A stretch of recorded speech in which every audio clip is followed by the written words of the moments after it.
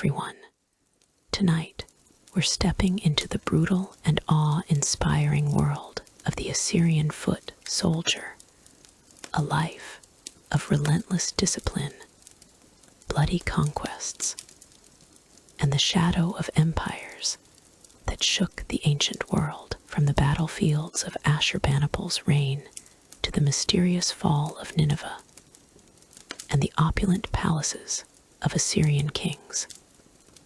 This is a tale of grit, glory, and collapse. So, before you settle in, hit that like button if you're ready for this intense journey, and follow along for more epic stories. If this fires up your imagination, drop a comment to share where you're tuning in from and what time it is there. It's incredible to connect with you all across the globe. Now, dim the lights. Maybe grab a strong coffee for that warrior vibe. And let's march into the heart of Assyria's fierce legacy together. Life as an Assyrian foot soldier in the heart of the Neo-Assyrian Empire. From the 9th to 7th centuries BCE, the life of a foot soldier was a grueling test of endurance, discipline, and survival. Forged in the crucible of one of history's most formidable war machines, centered in modern-day Iraq, the Assyrian army, peaking under kings like Ashurbanipal R. 668-627 BCE, conquered vast territories from Egypt to Persia, relying on foot soldiers to execute relentless campaigns. These men, often conscripted from villages or vassal states, faced brutal training, merciless battles, and a rigid hierarchy, their lives defined by the empire's hunger for dominance. As you settle into the night's calm, picture a dusty Mesopotamian plain, a soldier's bronze spear glinting,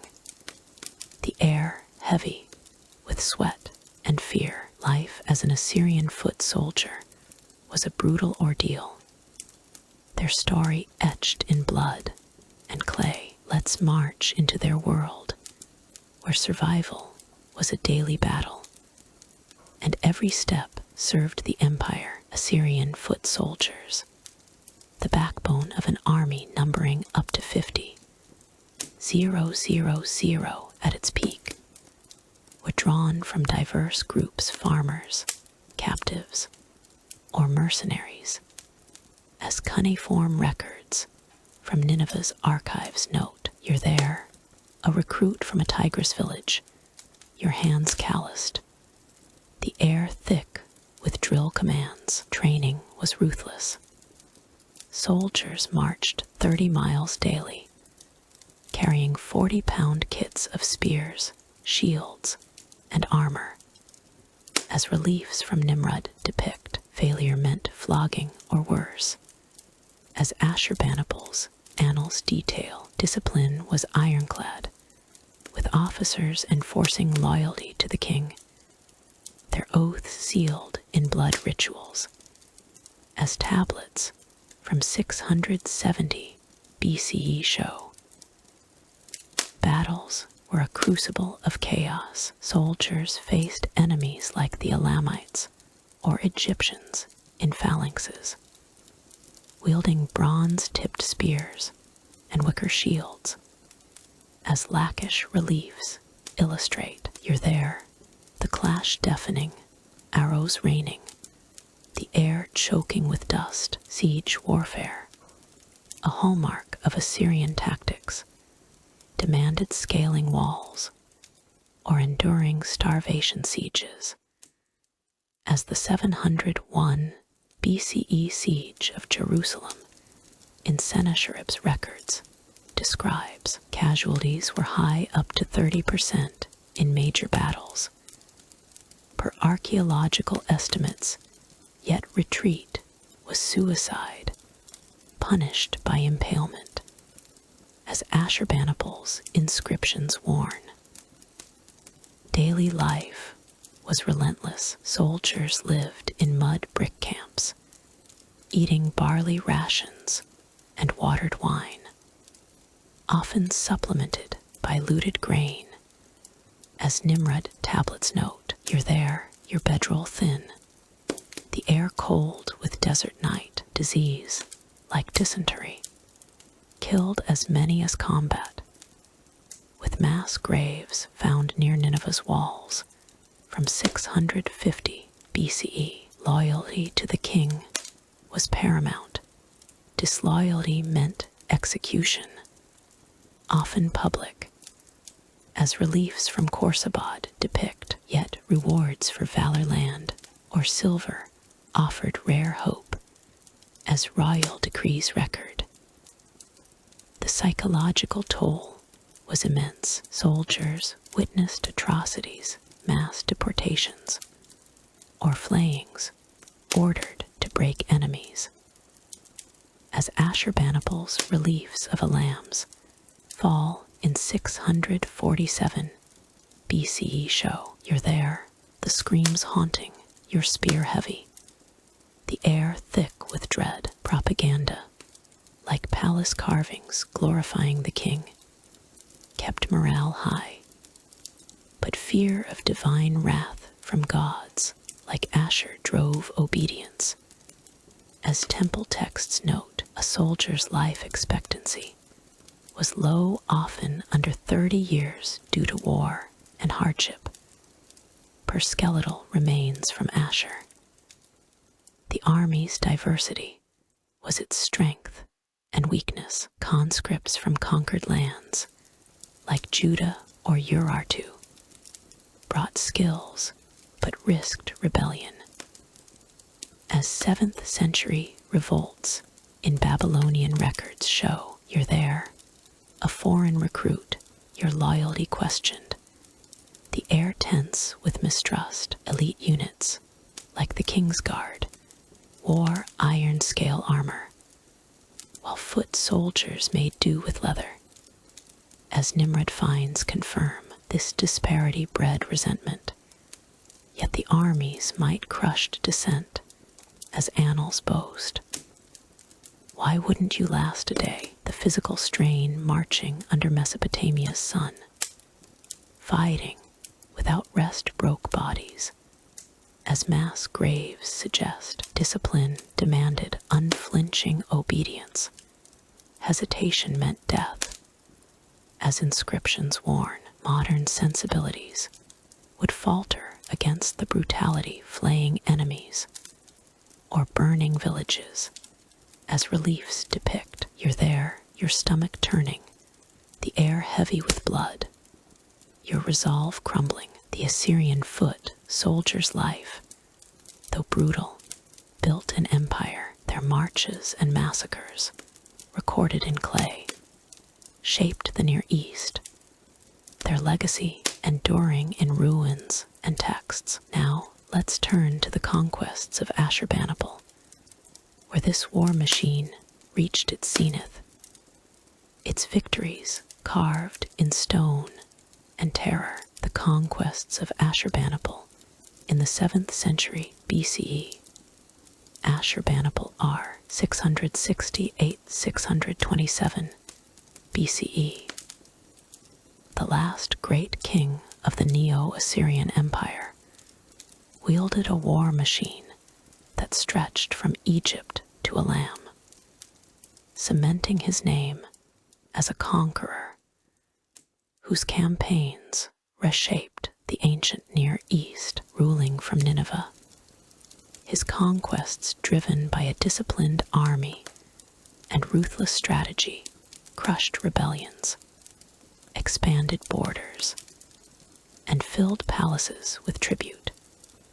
Their stories immortalized in vivid reliefs and cuneiform annals. Yet his victories sowed the seeds of Assyria's fall, their cost draining the empire. As you settle into the night's calm, picture a blazing battlefield, Ashurbanipal's chariot charging, the air heavy with dust, and victories roar. His conquests were the pinnacle of Assyrian might, their legacy etched in blood and glory. Let's march into his world, where ambition met conquest, and every battle told a story. Ashurbanipal inherited an empire spanning modern-day Iraq, Syria, and Egypt, built by predecessors like Tiglath-Pileser Roman III.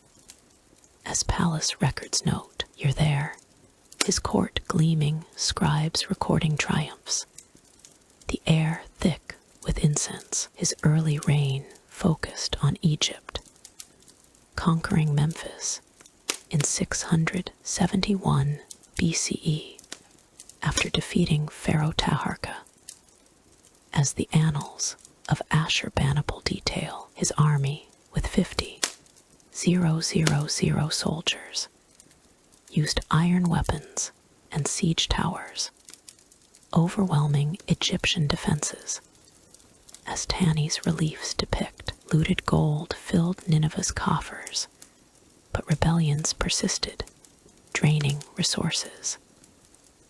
The Elamite campaigns were his bloodiest. In 653 BCE, Ashurbanipal crushed Elam's King Tumen at the Battle of Ulai, beheading him.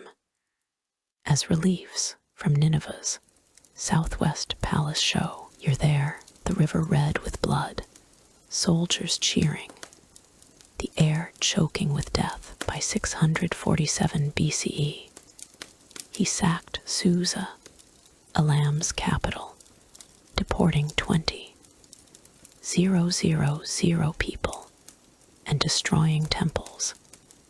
As cuneiform tablets record, these victories, though brutal, weakened Elam, securing Assyria's eastern flank. But the cost, thousands of soldiers and resources, strained the empire. As archaeological estimates suggest, Babylon, ruled by his rebellious brother Shamash, Shamukin, tested Ashurbanipal's resolve in 648 BCE. After a 2-year siege, he starved Babylon into submission, burning its palaces. As annals note, you're there, the walls breached, citizens starving, the air heavy with smoke, the victory costing 10,000 lives, reasserted Assyrian dominance, but deepened internal divisions. As Babylonian texts hint, Ashurbanipal's propaganda, carved in palace reliefs, glorified his mercy. Yet mass deportations sowed resentment, as inscriptions reveal. His military innovations were unmatched. He deployed cavalry and archers alongside infantry, using composite bows with 200-meter range. As Nimrod artifacts show, siege engines, like battering rams, toppled cities like Thebes in 663 BCE. As reliefs depict, you're there, the ram pounding, walls crumbling, the air alive with chaos. His intelligence network, using spies and cuneiform dispatches, outmaneuvered foes. As tablets from Nineveh confirm, yet constant campaigns overextended the army, with 30% losses in major battles per skeletal remains.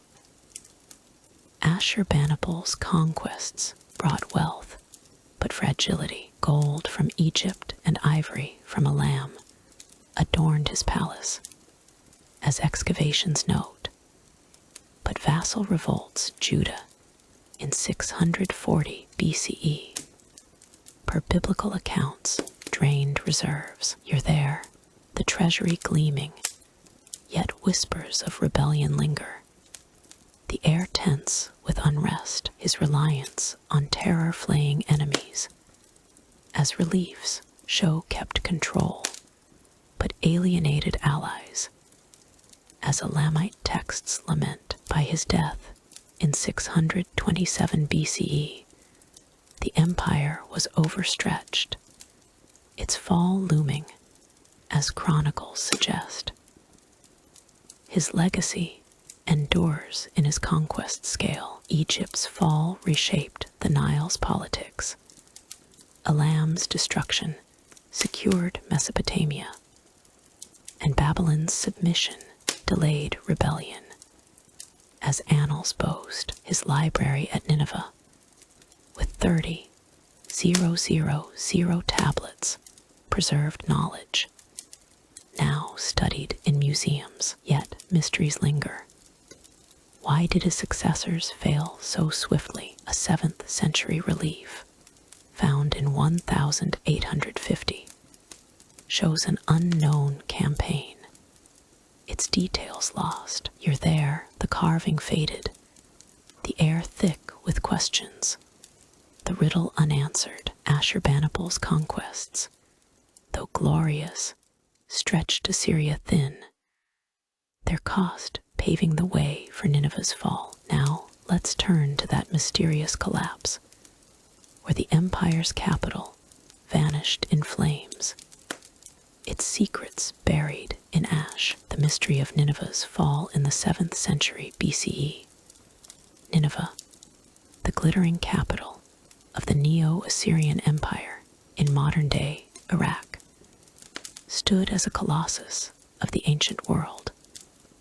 Its walls and palaces, a testament to unmatched power, until it fell in 612 BCE, razed by a coalition of enemies in a catastrophic collapse that ended Assyria's dominance. Home to 120,000 people, and the heart of Ashurbanipal's empire, Nineveh's sudden destruction left its ruins buried under ash and earth, their secrets locked in cuneiform and legend, until rediscovered. The mystery of its fall, swift, brutal, and shrouded in gaps, continues to puzzle historians.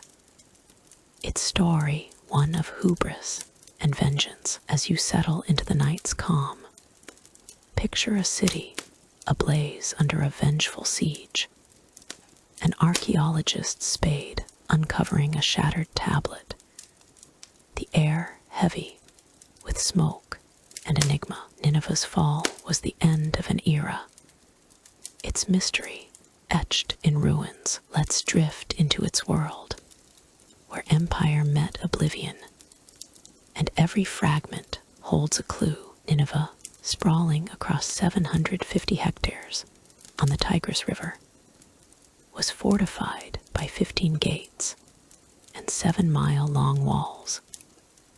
As Sennacherib's inscriptions from 700 BCE boast, you're there, the walls towering, merchants bustling, the air thick with river silt, its palaces adorned with reliefs of conquests, and Ashurbanipal's library of 30,000 tablets made it a cultural beacon. As excavations confirm, yet by 627 BCE, Ashurbanipal's death left the empire fractured, with weak successors like Sin-Shar-Ishkun unable to hold power. As Babylonian chronicles note, the fall came swiftly in 612 BCE. A coalition of Medes, Babylonians, and Scythians, led by Cyaxares and Nabopolassar, besieged Nineveh for 3 months. As the Babylonian chronicle records, you're there, arrows raining, battering rams pounding, the air choking with dust, floods, possibly from a breached Tigris dam, weakened the walls, allowing invaders to torch the city. As Nahum's biblical account hints, palaces burned, and thousands perished. Skeletal remains from mass graves suggest 20,000 died, leaving Nineveh a smoldering ruin, as 19th century digs show. Why did Nineveh fall so fast? Internal strife weakened Assyria, with revolts in Babylon draining resources, as cuneiform tablets from 620 BCE indicate. You're there, the court whispering rebellion, the air tense with betrayal, the coalition's ferocity, fueled by decades of Assyrian cruelty, flayings, and deportations. As Elamite texts lament united enemies against a hated oppressor. Environmental factors, like a drought in 615 BCE, may have starved the city, as pollen studies suggest, yet gaps remain. No single tablet explains the final days, and the king's fate is unknown. Rediscovery began in the 1840, when Austin Henry Layard unearthed Nineveh's palaces at Kyanjik, revealing reliefs and tablets. As British Museum records note, you're there, a lion carving emerging, the air alive with discovery. The library's texts, decoded in the 20th century, detailed Assyrian laws, but left the fall's details vague. Excavations at Tel Nebi Yunus in 1989 uncovered weapons and charred remains, confirming the siege's violence. But the full story eludes scholars as journals debate. The mystery lies in its speed and silence. Why did Assyria's mighty army, with 50,000 soldiers, collapse? Was the Tigris flood deliberate or natural? A 7th century tablet, found in 1853, mentions a great fire. Its context unclear, as journals note. You're there, the clay crumbling, the air thick with questions, the riddle unanswered. Legends of a cursed city, echoed in biblical prophecies, fuel speculation of divine wrath, adding to the enigma. Nineveh's fall reshaped the Near East, giving rise to Babylonian and Persian empires, as chronicles confirm. Its ruins, now a UNESCO site, draw scholars to its broken walls, their scale humbling. The mystery endures, a warning of empire's fragility, its secrets buried in ash. Now, let's turn to the opulence of an Assyrian king's palace, where wealth and power dazzled, their splendor a fleeting dream. The opulence of an Assyrian king's palace in the heart of the Neo-Assyrian Empire, from the 9th to 7th centuries BCE. The palaces of kings, like Ashurbanipal in Nineveh and Sennacherib in Nimrud, were dazzling showcases of wealth, power, and divine favor.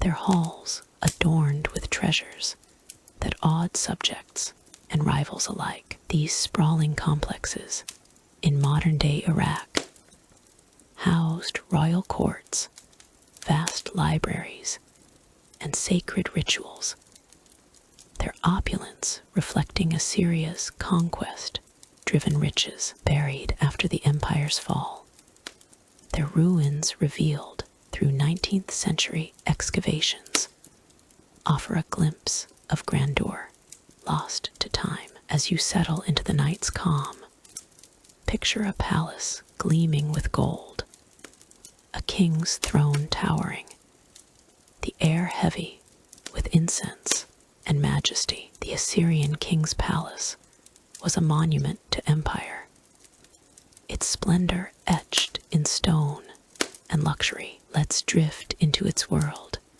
where wealth met power, and every hall holds a story. The Southwest Palace in Nineveh, Ashurbanipal's seat, spanned 50 hectares. Its 80 rooms lined with alabaster reliefs of lion hunts and victories. As 1,850 excavations by Henry Layard reveal, you're there, the reliefs glowing under torchlight, scribes bustling, the air thick with cedar. Its throne room, 50 meters long, featured bronze lion statues and ivory inlays.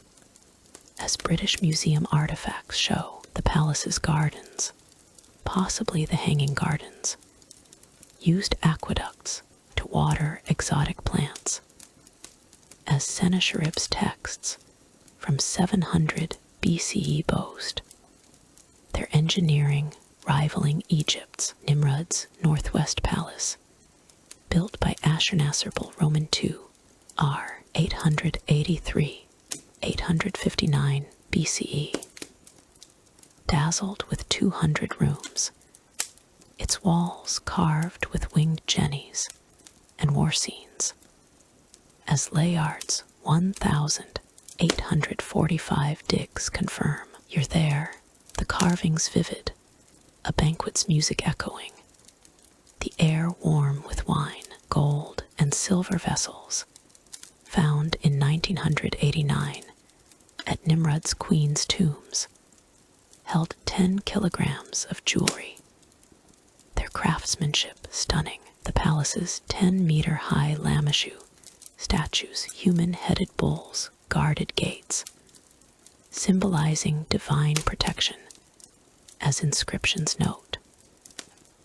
Wealth poured in from conquests, Egypt's gold, Elam's ivory, and Phoenician purple fabrics filled treasuries.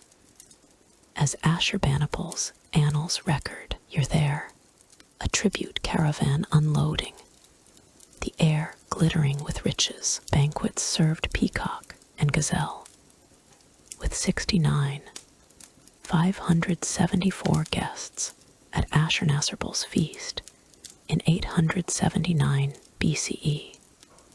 As his stele boasts, the library of Ashurbanipal, with 30,000 clay tablets, preserved epic tales like Gilgamesh, its knowledge unmatched. As museum collections show, slaves, often war captives, maintained the opulence, their lives harsh, as reliefs depict. The palaces were divine and political hubs. Kings, seen as Ashur's chosen, held rituals in ziggurat like throne rooms. As texts from 670 BCE describe, you're there, the king crowned, priests chanting, the air heavy with incense, royal harems, housing 300 women, wielded influence. As Nimrod tomb inscriptions hint, yet opulence hid fragility. Palaces burned in Nineveh's 612 BCE fall, their treasures looted, as Babylonian chronicles note. Rediscovery revealed their splendor. Layard's 1,840 excavations at Nineveh uncovered reliefs. Now, in London and Paris, Nimrod's 1989 finds, led by Musahim Hussein, exposed gold worth millions today. You're there, a statue gleaming, the air alive with discovery. These digs, guided by cuneiform clues, revived the palace's glory. Their scale humbling, mysteries linger in their ruins. Were the Hanging Gardens truly in Nineveh? who crafted Nimrod's intricate ivories, a 7th century tablet found in 1853 mentions a great treasury. Its location lost. You're there, the clay crumbling, the air thick with questions, the riddle unanswered. The palace's wealth, though dazzling, couldn't save Assyria, their opulence a fleeting dream. Today, these sites captivate. Nineveh's ruins, a UNESCO site, draw scholars to its reliefs. Nimrod's artifacts, though war-damaged, stun in museums. The Assyrian king's palace, from Nineveh's halls to Nimrod's gates, embodies imperial ambition. Its rediscovery, a spark of awe. Now, let's turn to the legacy of the Assyrian Empire, where its art, laws, and terror shaped the ancient world. Their echoes, enduring in ruins and texts. The legacy of the Assyrian Empire, the Neo-Assyrian Empire, 911–612 BCE, centered in modern-day Iraq, left an indelible mark on the ancient world.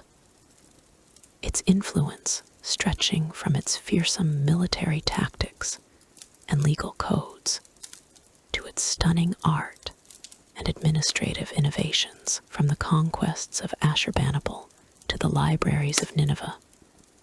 The Assyrians shaped the Near East through terror, culture, and governance. Their legacy preserved in clay tablets, palace reliefs, and the echoes of their fallen cities. Though their empire crumbled, its contributions to warfare, law, and art endured, influencing successors like the Babylonians and Persians. As you settle into the night's calm, picture a cuneiform tablet glowing under torchlight, its words immortalizing a lost empire. The air heavy with history and dust. The Assyrian legacy is a tapestry of power and creativity, its story etched in stone and time. Let's drift into its world, where might met ingenuity, and every artifact holds a legacy. The Assyrians revolutionized warfare, setting a template for empires. Their army, peaking at 50,000 soldiers, used iron weapons and siege engines like battering rams. As Nimrod reliefs from 850 BCE depict, you're there, the rams pounding, soldiers marching, the air thick with battle cries, tactics like mass deportation, moving 5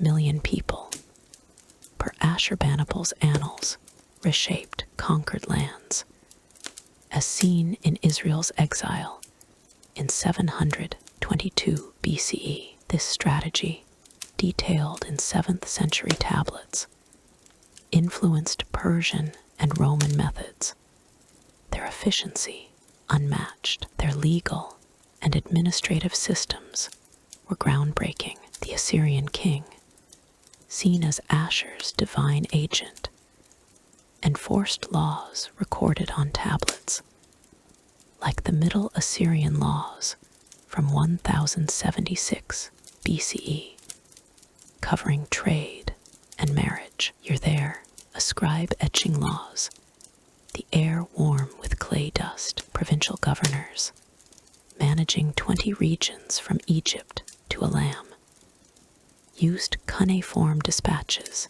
to maintain control.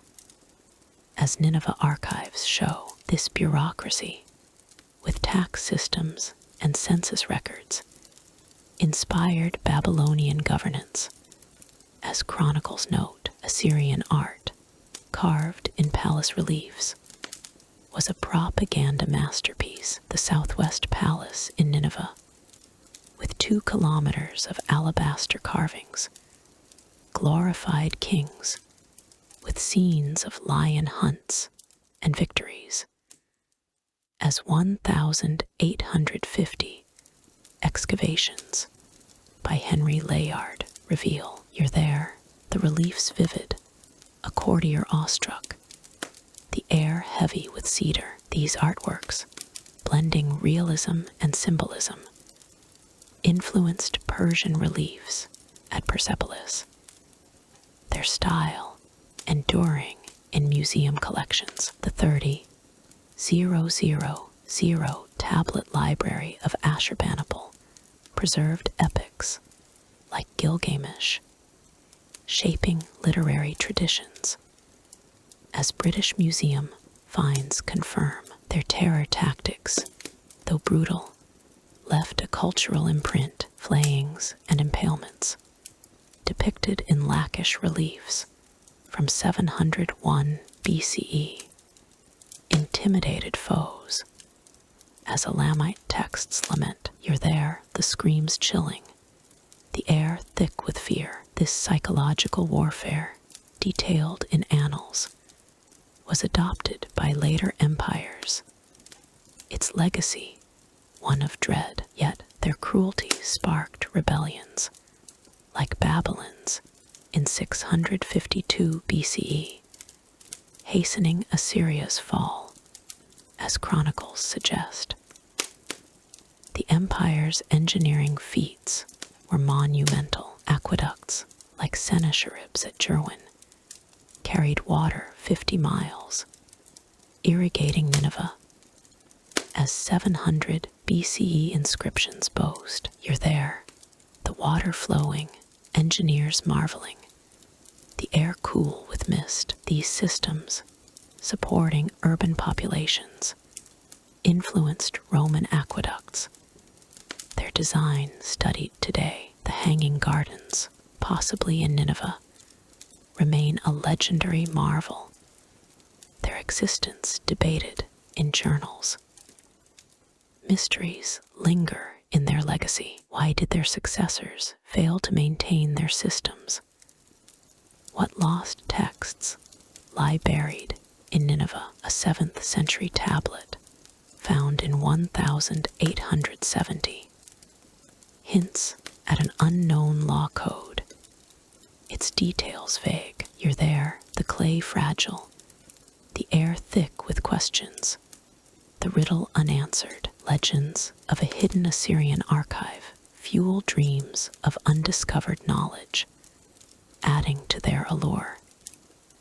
Today, Assyria's legacy endures. Its reliefs in museums worldwide captivate art lovers. Its military tactics inform historical studies, and its tablets, like those in the British Museum, reveal ancient minds. The Assyrian Empire, from Nineveh's libraries to Nimrod's palaces, embodies human ambition. Its legacy, a spark of awe. Now, let's turn to the daily life in Assyrian cities, where citizens navigated markets, temples, and the shadow of empire. Their world, a blend of vibrancy and fear. Daily life in Assyrian cities, in the bustling urban centers of the Neo-Assyrian Empire, from the 9th to 7th centuries BCE. Cities like Nineveh, Nimrod, and Ashur thrived as vibrant hubs of trade, religion, and daily struggle. Their streets alive with merchants, priests, and laborers under the shadow of imperial power, home to tens of thousands. These cities in modern-day Iraq were marvels of mud brick architecture and social complexity. Their citizens navigating markets, temples, and the ever-present threat of war. Buried after the empire's fall in 612 BCE, their ruins, uncovered in the 19th century, reveal a world of richness and hardship. As you settle into the night's calm, Picture a crowded market under Nineveh's walls, a vendor's voice calling, the air heavy with spice and dust. Daily life in Assyrian cities was a tapestry of labor and devotion, their story etched in clay and stone. Let's drift into their world, where survival met splendor, and every street holds a story. Nineveh, with 120,000 residents at its peak, was a sprawling metropolis.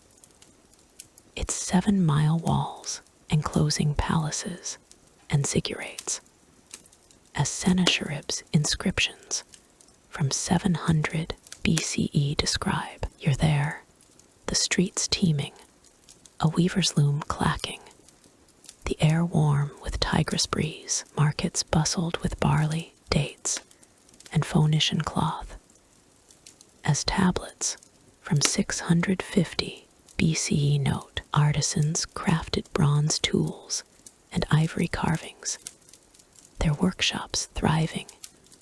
As Nimrod finds show, families lived in mud brick homes, often 50 square meters, with flat roofs for summer sleep, as excavations reveal. Religion dominated daily life. Temples to Asher and Ishtar, adorned with gold, hosted rituals where citizens offered grain or lambs. As cuneiform records detail, you're there, the temple smoky, a priest's prayer echoing, the air thick with incense. Festivals like the Akitu New Year drew thousands, with feasts and processions. As Ashurbanipal's annals note, superstition ruled omens from liver divinations, guided decisions. As 7th century texts show, keeping citizens tethered to divine will. Social hierarchy was rigid. Nobles, living near palaces, wore purple robes, while laborers in linen tunics toiled in fields or canals. As reliefs depict, you're there, a laborer sweating, the air heavy with mud. Women, though veiled in public, managed households or served as priestesses. As Nimrod tomb inscriptions hint, slaves, often war captives, numbered 20% of the population, their lives harsh. As tablets from Khorsabad note, education was for elite scribes trained in cuneiform, preserving laws and epics. As Nineveh's library shows, life was precarious. Taxes, paid in grain or silver, burdened families.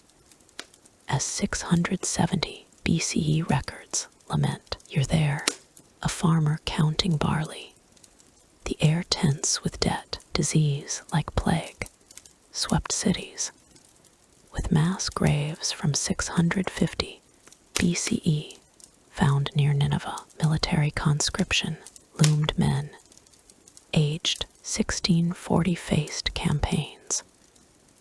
As reliefs illustrate, leaving families vulnerable. Crime, punished by mutilation, kept order, as Middle Assyrian laws note, but rebellion simmered, as Babylonian texts hint. Food and culture brought vibrancy. Meals of bread, lentils, and beer, flavored with cumin, filled homes. As kitchen remains show, you're there, a family dining, laughter rising, the air warm with hearth smoke. Music from lyres and poetry recitals enlivened evenings. As reliefs depict, yet the empire's shadow loomed. Propaganda reliefs of conquests reminded citizens of their king's power. As Nimrod carvings show, mysteries linger in their lives. What was daily life for slaves?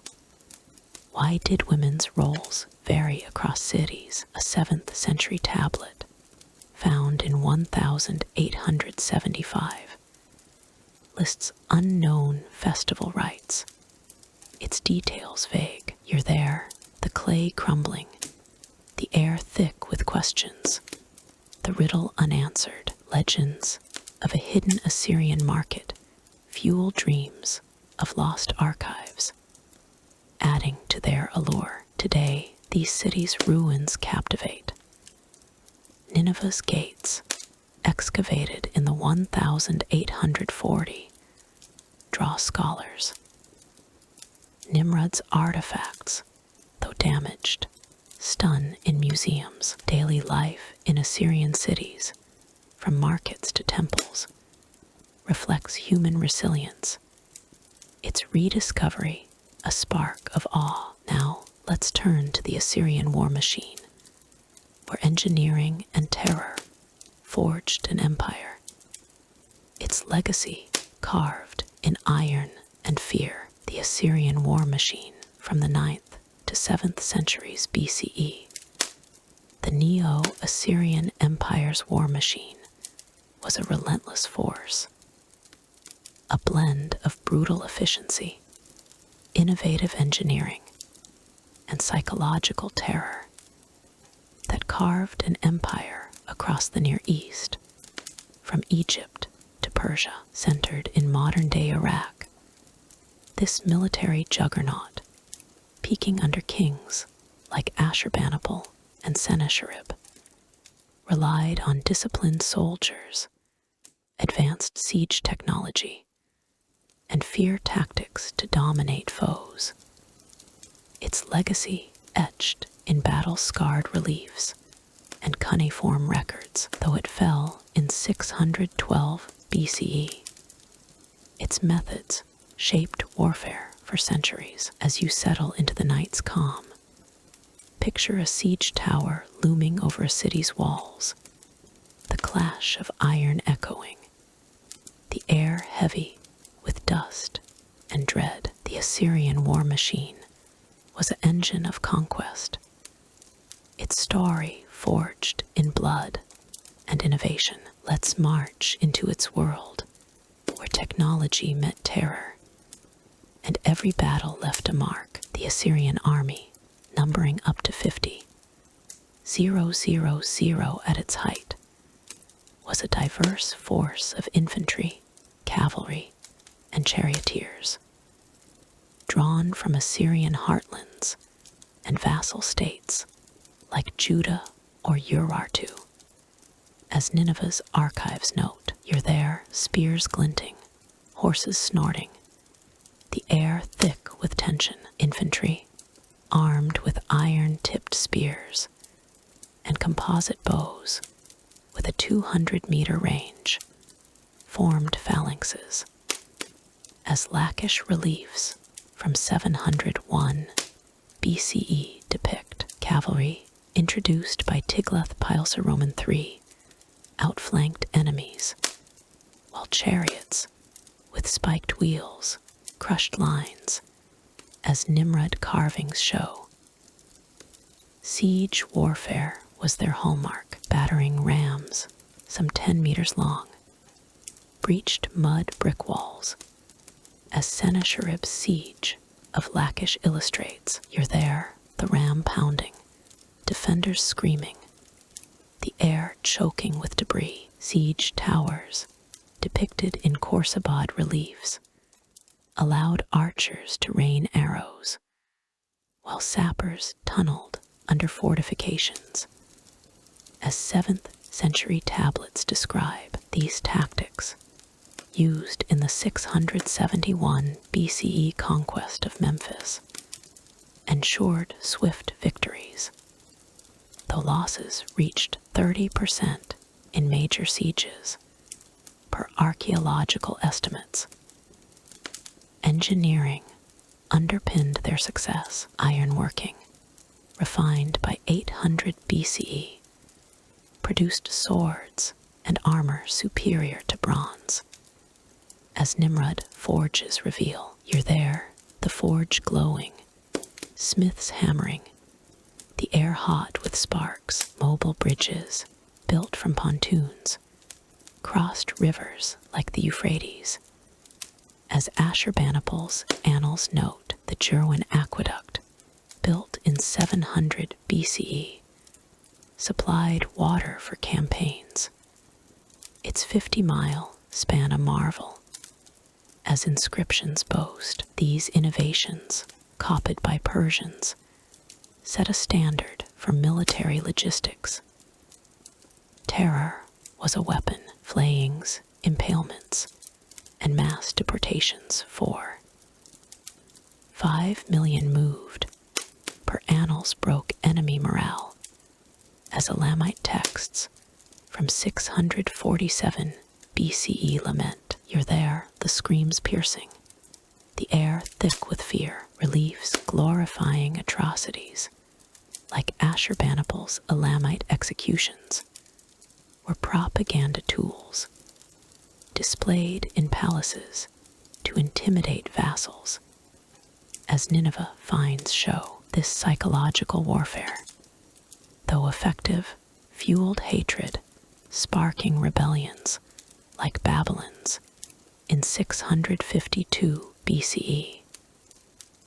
Intelligence and logistics were key. Spies, using cuneiform dispatches, tracked enemy movements. As tablets from 670 BCE reveal, you're there, a scout reporting.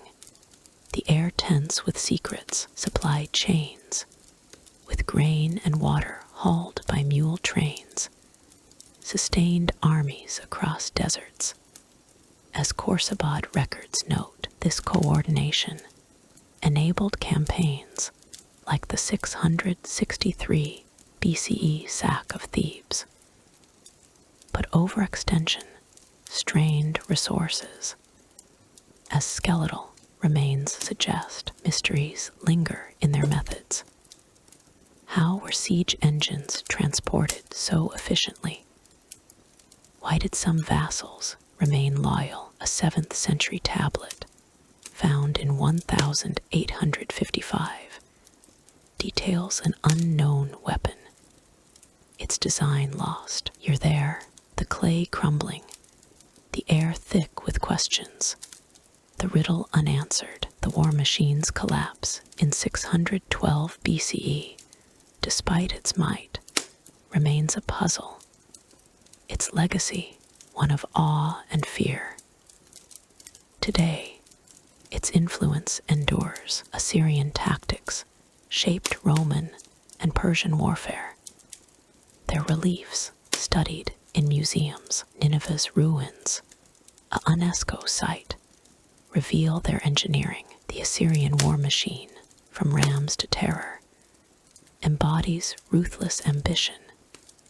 Its rediscovery, a spark of awe. Now, let's turn to the role of religion in Assyrian warfare, where gods like Ashur guided battles. There will etched in omens and rituals. Religion in Assyrian warfare in the Neo-Assyrian Empire, 911–612 BCE. Religion was the heartbeat of warfare, with gods like Ashur and Ishtar guiding every campaign. Their divine will shaping strategy, morale, and victory in the brutal conquests that defined Assyria's reign. Centered in modern-day Iraq, the Assyrian army, under kings like Ashurbanipal and Sennacherib, fought as agents of their deities. Their battles sanctified through rituals, omens, and temple offerings. As cuneiform tablets and palace reliefs reveal, this sacred framework, binding soldiers to divine purpose, drove the empire's war machine until its fall. As you settle into the night's calm, picture a temple aglow with offerings, a priest reading omens in a sheep's liver, the air heavy with incense and divine dread. Religion in Assyrian warfare was a sacred fire, its story etched in rituals and blood. Let's drift into its world, where gods waged war through men, and every battle was a prayer. The god Asher, the empire's patron, was seen as the true commander, with kings as his earthly deputies. As 7th century inscriptions from Nineveh note, "You're there, the king praying before a campaign, the air thick with sacred smoke before battles. Priests performed divinations, reading entrails or stars to predict outcomes." As tablets from 680 BCE detail a favorable omen, like a liver's clear markings, rallied troops, while bad signs delayed marches. As Sennacherib's 701 BCE campaign records show, soldiers, believing victory pleased Asher, fought with zeal, as reliefs depict. Rituals were integral before campaigns, like Ashurbanipal's 671 BCE conquest of Egypt. Priests offered sacrifices, lambs or bulls, at Asher's temple. As annals describe, "You're there, the altar bloodied, chants rising, the air warm with sacrifice." Soldiers carried divine standards, like Ishtar's lion, into battle, believing they shielded them. As Nimrod carvings show, post-victory, spoils, gold, or captives were dedicated to temples, with 10% of a lamb's loot in 647 BCE given to Ishtar. As tablets note, temples were strategic hubs. Nineveh's Temple of Ishtar, with its gold-adorned walls, housed war councils. As 670 BCE records reveal, "You're there, generals plotting, the air tense with divine presence." Priests, acting as advisors, influenced tactics, ensuring battles aligned with omens. As Ashurbanipal's annals boast, the temple's wealth, funded by conquests, supported armies, with 1,000 talents of silver recorded in 650 BCE per Khorsabad finds. Religion justified terror. Assyrian kings claimed divine sanction for atrocities, flayings, or mass deportations. As Asher's judgment on rebels. As Lachish reliefs from 701 BCE illustrate, "You're there, the screams echoing, the air heavy with divine wrath." This belief, recorded in inscriptions, quelled dissent but fueled hatred. As Babylonian texts from 652 BCE lament, soldiers, fearing divine punishment, obeyed brutal orders, their faith a double-edged sword, as reliefs suggest. The divine also inspired propaganda. Palace reliefs, like those in Nineveh's southwest palace, showed kings as God-chosen, their victories divine gifts. As 7th century carvings note, "You're there, the reliefs gleaming, soldiers awestruck, the air thick with awe." Hymns like the Epic of Ashurbanipal, sung in camps, boosted morale. As tablets record, yet when omens failed, as in Nineveh's 612 BCE fall, faith wavered. As Babylonian chronicles hint, mysteries linger in their practices. What omens doomed Nineveh's final stand? Why were some rituals secret? A 7th century tablet, found in 1860, lists an unknown war rite, its purpose unclear. "You're there, the clay fading, the air thick with questions, the riddle unanswered, legends of a lost Asher shrine fuel dreams of hidden rituals, adding to the enigma. Today, religion's role captivates. Nineveh's temple ruins, excavated in the 1840, draw scholars. Reliefs and tablets in museums reveal divine warfare, religion in Assyrian warfare, from omens to sacrifices, fueled an empire. Its rediscovery, a spark of awe. Now, let's turn to the enemies of Assyria, where foes like the Medes and Babylonians rose to challenge the empire. Their defiance paving the way for its fall. Enemies of Assyria in the Neo-Assyrian Empire's zenith, 911–612 BCE. Its relentless expansion across the Near East, from modern-day Iraq to Egypt, bred fierce enemies like the Medes, Babylonians, and Elamites, whose resistance and eventual coalition toppled the empire in a blaze of vengeance. These adversaries, chafing under Assyrian conquests and brutal tactics, united to challenge the war machine that had dominated for centuries.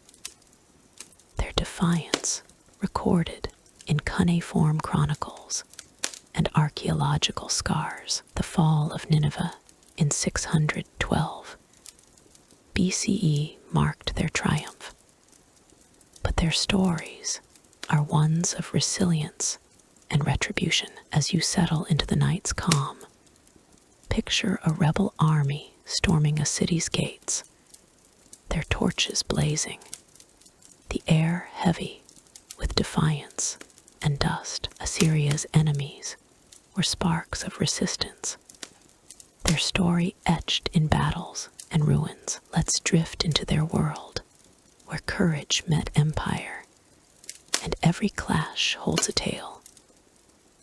The Medes, from modern-day Iran, were formidable foes. By 625 BCE.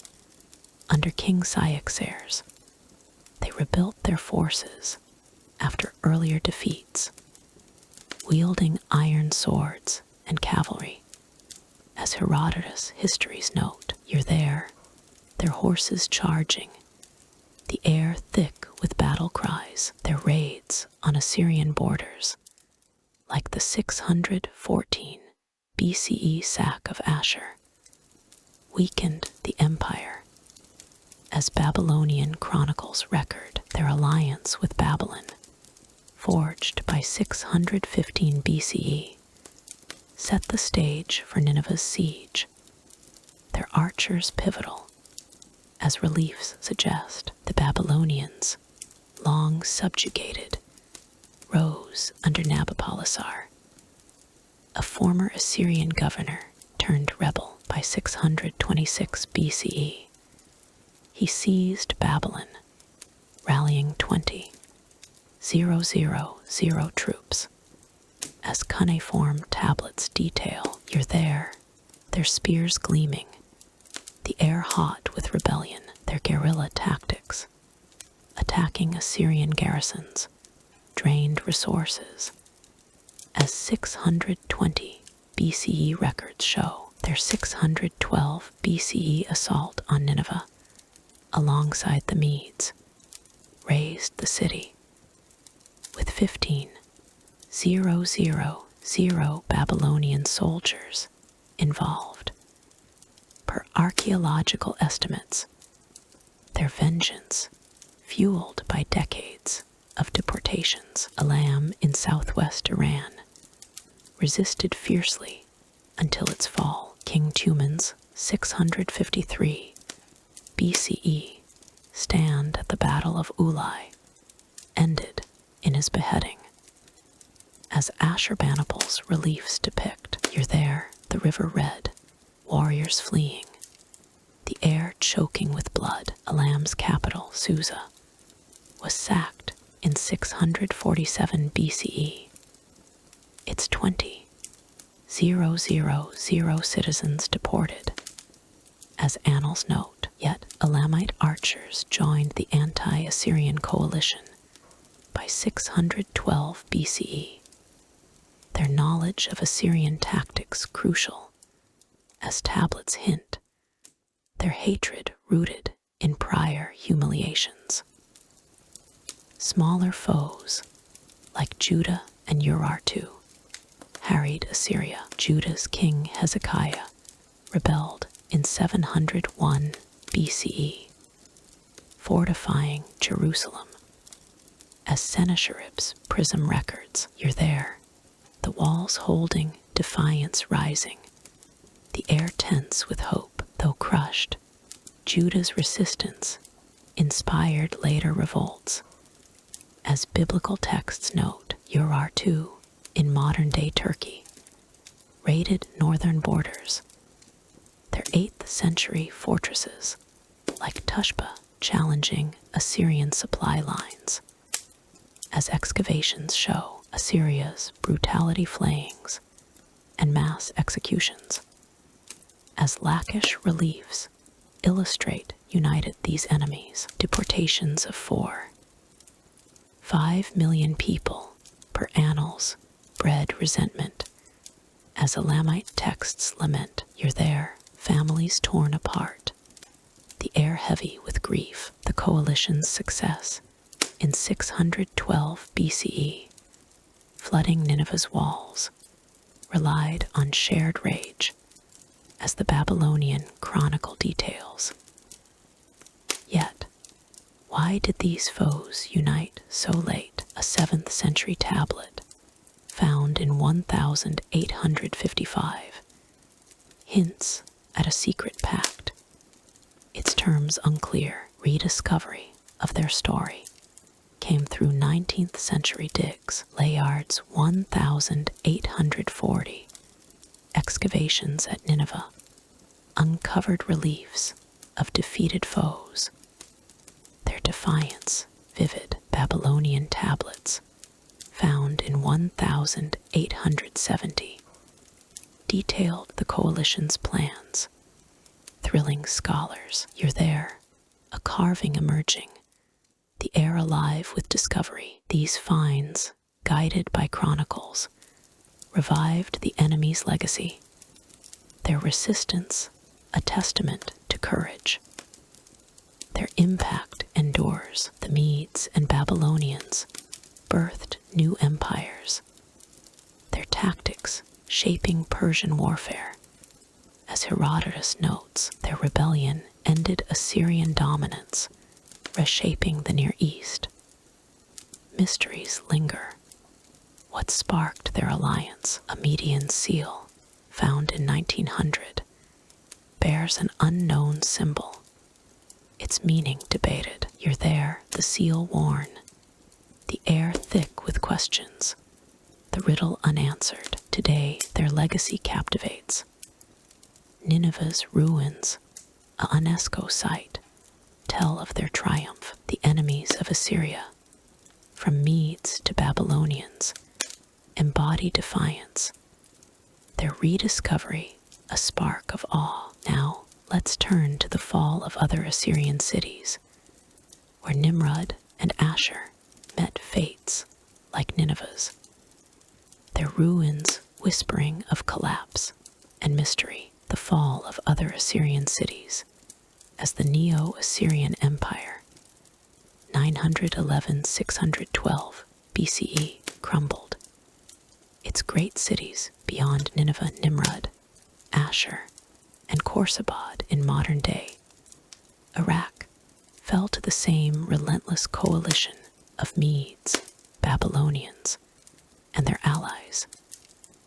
Their once mighty walls and temples reduced to ash and rubble in the empire's final days. These urban centers, hubs of royal power, religion, and trade, were abandoned or destroyed between 614 and 612 BCE, their ruins buried by time, until 19th century excavations revived their stories. Their collapse, like Nineveh's, marked the end of Assyrian dominance, shrouded in questions of strategy and betrayal. As you settle into the night's calm, picture a burning palace under a vengeful sky, an archaeologist's pick uncovering a shattered statue, the air heavy with smoke and loss. The fall of Assyria's cities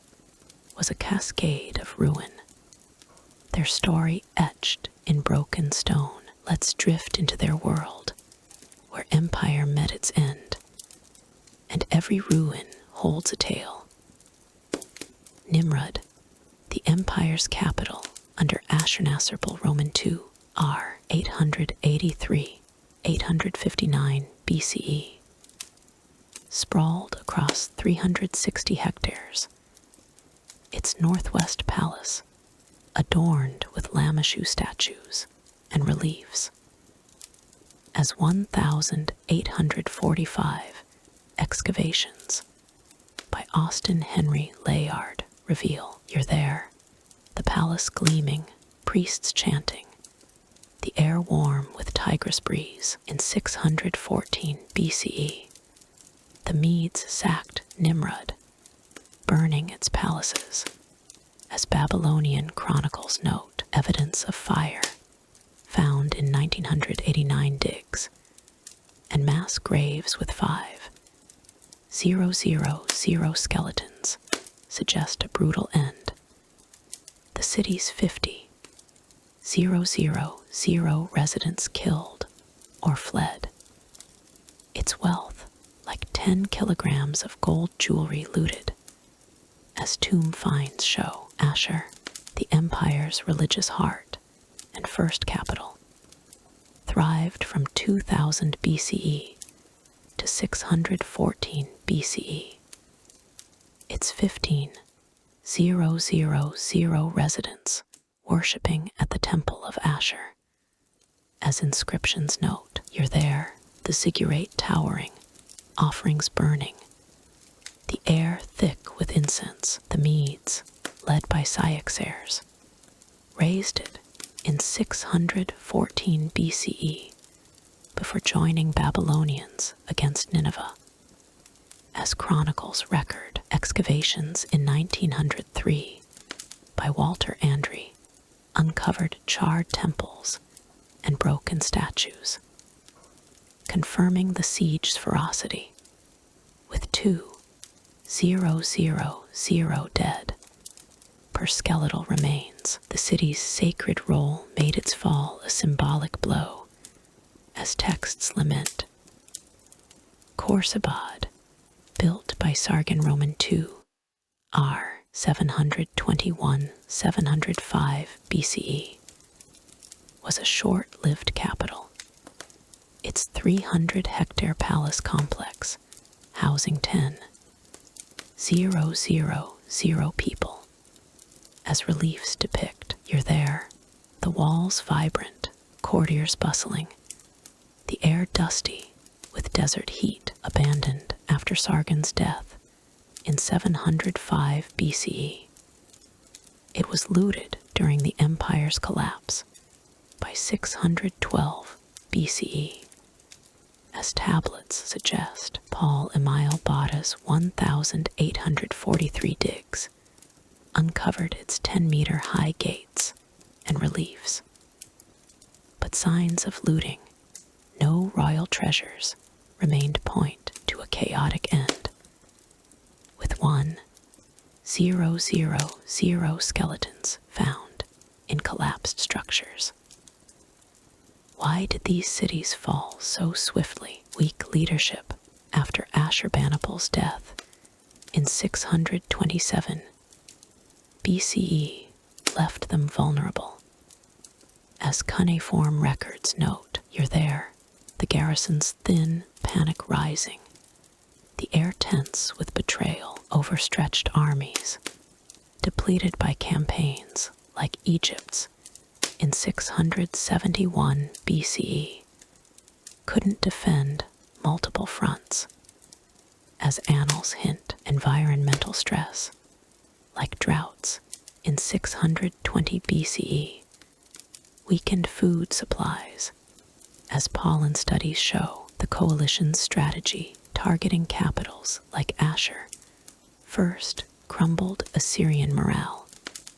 As chronicles detail, rediscovery unveiled their tragedy. Layard's 1840 Nimrod digs revealed burned palaces, their reliefs scorched. Andries' 1903 Ashur excavations found smashed altars, while Bada's Khorsabad work exposed empty treasuries. You're there, a broken Lamashu emerging, the air alive with discovery. These finds, guided by Babylonian texts, confirmed the coalition's wrath. Their scale humbling. Mysteries linger. Why was Khorsabad abandoned before the final fall? Did Ashur's priests flee with sacred relics? A 7th century Nimrod tablet found in 1850 mentions a lost guard. Its meaning unclear. You're there, the clay fading, the air thick with questions, the riddle unanswered. Legends of hidden Assyrian caches fuel dreams of undiscovered ruins. Today, these sites captivate. Nimrod's ruins, though war-damaged, draw scholars. Ashur's ziggurat, a UNESCO site, stands solemn. Khorsabad's gates in museums awe visitors. The fall of Assyria's cities, from Nimrod's palaces to Ashur's temples, embodies empire's fragility. Their rediscovery, a spark of awe. Now, let's turn to the rediscovery of Assyrian cities, where 19th century explorers unveiled Nineveh, Nimrod, and more. Their finds rewriting history. Rediscovery of Assyrian cities. The fall of the Neo-Assyrian Empire in 612 BCE left its great cities Nineveh, Nimrod, Ashur, and Khorsabad in modern-day Iraq, buried under sand, ash, and time. Their grandeur forgotten until 19th century explorers, armed with picks and ancient texts, unearthed their ruins, revealing a lost empire that reshaped our understanding of the ancient Near East. These rediscoveries, sparked by curiosity and guided by biblical and classical references, brought to light palaces, reliefs, and tablets that told tales of conquest and culture. As you settle into the night's calm, picture a dusty mound parting to reveal a colossal Lamashu, an archaeologist's lantern glowing, the air heavy with discovery and dust. The rediscovery of Assyrian cities was a triumph of exploration. Their story etched in unearthed stone. Let's drift into their world, where ruins met revelation, and every find holds a legacy. Nineveh, the empire's final capital, was the first to re-emerge in 1842. French consul Paul-Émile Bada began digging at Kayinjik, uncovering Sargon Roman II Palace. But it was Austin Henry Layard's 1845, 1851 excavations that revealed Ashurbanipal's Southwest Palace, with 2 kilometers of reliefs and a 30,000 tablet library.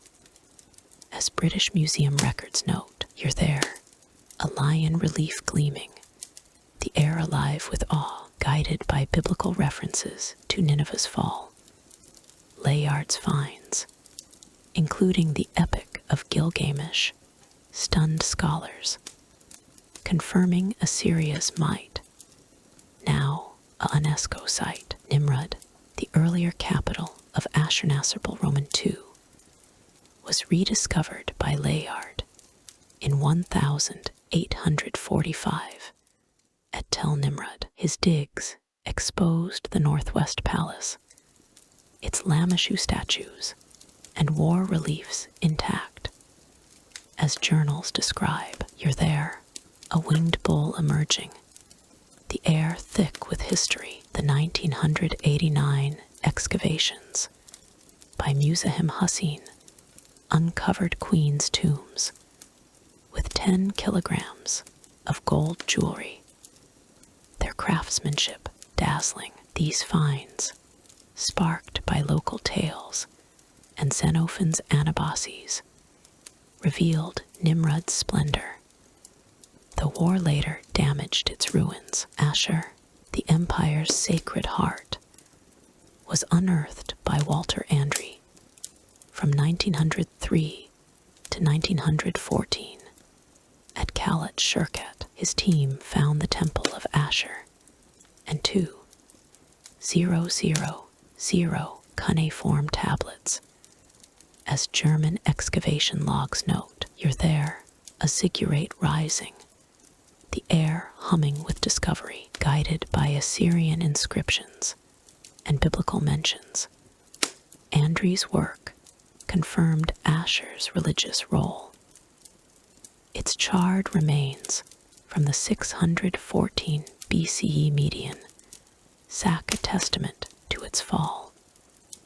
Now a UNESCO site, Khorsabad, Sargon Roman II short-lived capital, was rediscovered by Bada in 1843 at Tel Dur-Sharukin. His excavations revealed a 300-hectare palace with 10-meter-high gates and reliefs.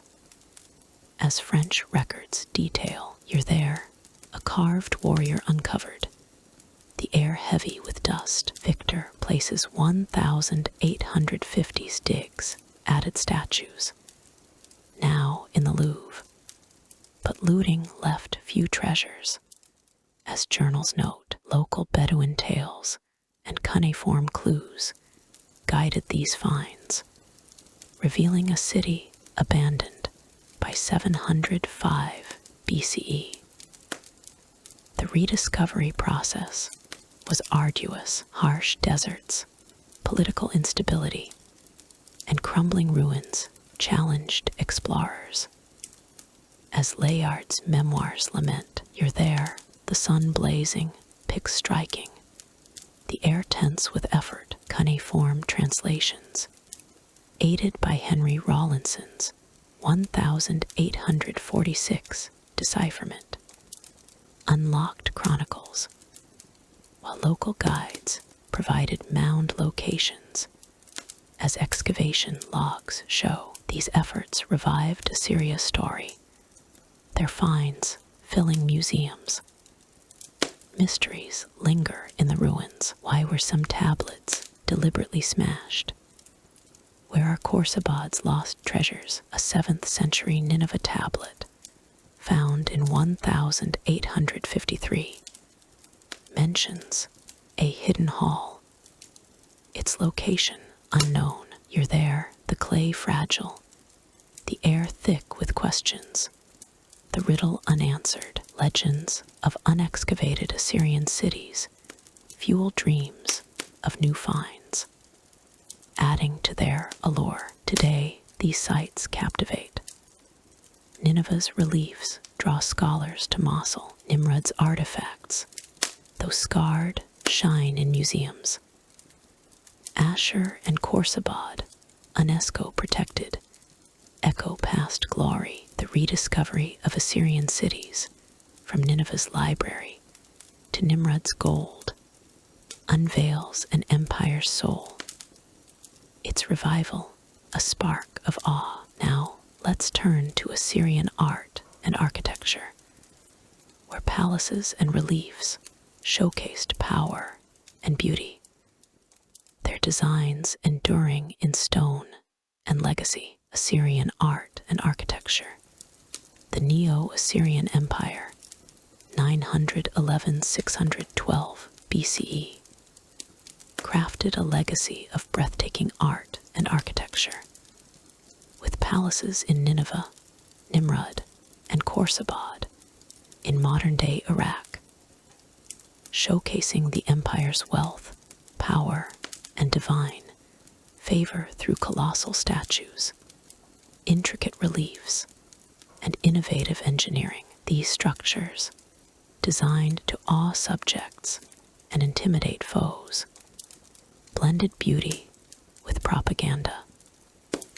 Their ruins buried after the empire's 612 BCE collapse. Until 19th century excavations revived their splendor, from Lamashu guarded gates to alabaster war scenes.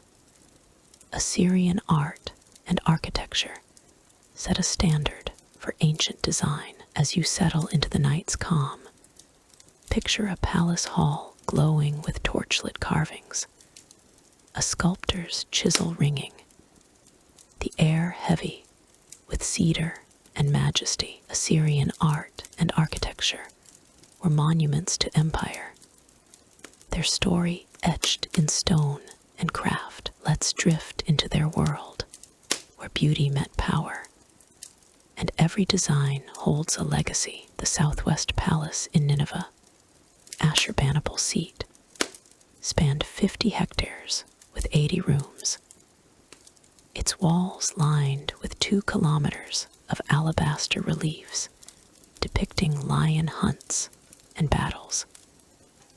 As Austin Henry Layard's 1845, 1851 digs reveal. You're there, the carvings vivid, courtiers whispering, the air thick with awe. Its throne room, 50 meters long, featured bronze lions and ivory panels. Now, in the British Museum, the palace's possible hanging gardens, irrigated by Sennacherib's aqueducts, used 20,000 stone blocks. As 700 BCE inscriptions note, their lush terraces a marvel. Nimrod's Northwest Palace, built by Ashurnasirpal Roman II, R. 883–859 BCE, covered 28,000 square meters. Its gates guarded by 5-meter-tall Lamashu, human-headed bulls, symbolizing protection. As Layard's 1845 excavations show, you're there, the statues looming, visitors trembling, the air warm with desert dust. Its reliefs, with 500 meters of war scenes, used vibrant paints. Traces found in 1989 digs. The palace's ziggurat, 43 meters high, rivaled Babylon's, as inscriptions boast, blending function with divine grandeur. Khorsabad's palace, Sargon Roman II creation, spanned 10 hectares. Its 200 rooms, adorned with 1,000 meters of reliefs, showing tribute bearers. As Paul Emile Bada's 1843 digs confirm, you're there, the walls gleaming, scribes bustling, the air heavy with cedar. Its 10-meter-high gates, carved with winged jennies, used cedar beams from Lebanon. As tablets note, the palace's innovative grid layout, with courtyards for light, influenced Persian designs at Persepolis. As archaeological studies suggest, materials and techniques were advanced. Artisans carved alabaster with iron chisels, achieving fine details. As Nimrod tools show, you're there, the chisel striking, dust rising, the air alive with craft, colored glazes, blue and yellow enhanced reliefs. As Nineveh finds reveal, mud brick walls, baked for durability, supported palaces, while aqueducts, like Jerwin's 50-mile system, watered gardens. As 700 BCE texts detail these feats, blending art and engineering, awed vassals, as reliefs depict. Art served propaganda, reliefs glorified kings, showing defeated foes or divine blessings. As Ashurbanipals, Elamite victory carvings from 647 BCE illustrate. You're there, the scenes intimidating, the air tense with power. Inscriptions like Sennacherib's 701 BCE Lachish siege record boasted conquests, their texts carved in cuneiform for eternity. These works, meant to immortalize rulers, influenced Achaemenid art. As Persepolis reliefs show, mysteries linger in their designs. Why were some reliefs left unfinished? What inspired the garden's layout? A 7th century Khorsabad relief, found in 1855, depicts an unknown ritual. Its meaning debated. You're there, the stone weathered, the air thick with questions, the riddle unanswered. Legends of a lost Assyrian palace fuel dreams of hidden art, adding to their allure. Today, these works captivate. Nineveh's reliefs in the British Museum draw millions. Nimrod's Lamashu, though damaged, awe visitors. Khorsabad's gates in the Louvre inspire awe. Assyrian art and architecture, from palaces to carvings, embody imperial ambition. Their rediscovery, a spark of wonder. Now, let's turn to Assyrian trade and economy, where wealth from conquest and commerce fueled the empire, its riches glittering in markets and treasuries. Assyrian trade and economy. The Neo-Assyrian Empire, 911–612 BCE, centered in modern-day Iraq, thrived on a robust economy, fueled by conquest, tribute, and far-reaching trade networks that linked the Near East from Egypt to Persia. Cities like Nineveh, Nimrud, and Ashur buzzed with markets trading gold, ivory, and textiles, their wealth sustaining the empire's war machine and opulent palaces. This economic system, detailed in cuneiform tablets and archaeological finds, collapsed with the empire's fall in 612 BCE, its riches buried until rediscovered in the 19th century. As you settle into the night's calm, picture a bustling Nineveh market, merchants haggling over Phoenician cloth, the air heavy with spice and ambition. The Assyrian economy was the empire's lifeblood, its story etched in silver and clay. Let's drift into its world, where wealth met power, and every trade holds a tale. Assyria's economy leaned heavily on conquest, tribute from vassal states, Egypt's gold, Elam's ivory, Judah's cedar-filled treasuries, with Ashurbanipal's annals recording 10 tons of silver from Memphis in 671 BCE. You're there, a caravan unloading treasures, the air thick with wealth. Deportations moving for 5 million people as tablets note, provided slave labor for fields and construction, boosting output. Loot from sacked cities like Susa in 647 BCE, including 1,000 talents of gold, enriched palaces, as Nimrod finds show. Trade networks span the Near East, Nineveh's markets, serving 120,000 people, traded Phoenician purple dye, Babylonian barley, and Urartian bronze. As 7th century tablets detail, you're there, stalls vibrant, the air warm with Tigris breeze, camel caravans, carrying spices from Arabia, connected to Silk Road precursors. As Khorsabad reliefs depict, ports like Tarsus facilitated maritime trade, with 50 ships recorded in 700 BCE, per inscriptions, linking Assyria to Cyprus and beyond.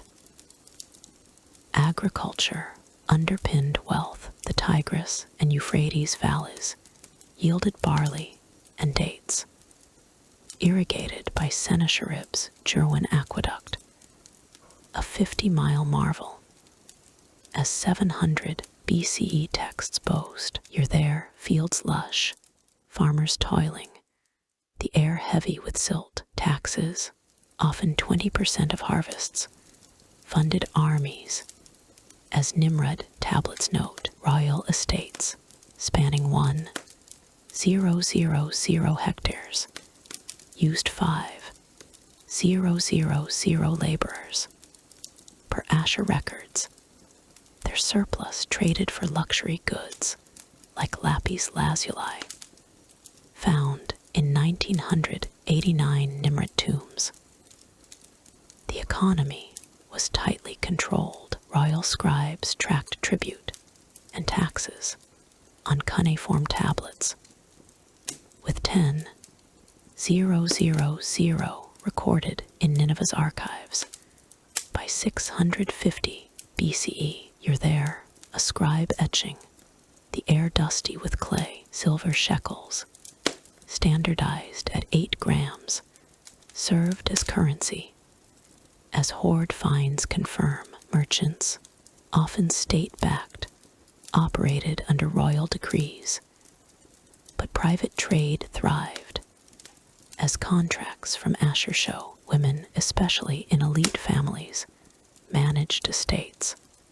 As 7th century texts reveal, economic strain fueled decline. Constant campaigns, like Egypt's in 671 BCE, drained resources, costing 1,000 talents yearly.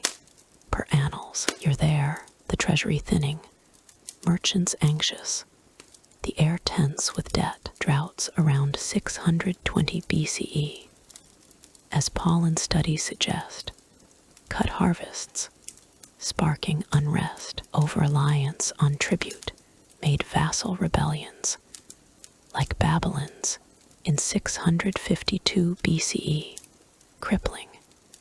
As chronicles lament, rediscovery illuminated this system. Austin Henry Layard's 1840 Nineveh Digs uncovered tablets detailing trade, while 1989 Nimrod finds revealed gold hoards, their value stunning. You're there, a tablet emerging, the air alive with discovery. These finds, guided by local lore and biblical clues, revived Assyria's economic story. Its scale humbling, mysteries linger. Where did Assyrian silver originate? Why did some trade routes vanish? A 7th century tablet, found in 1870, lists an unknown trade good.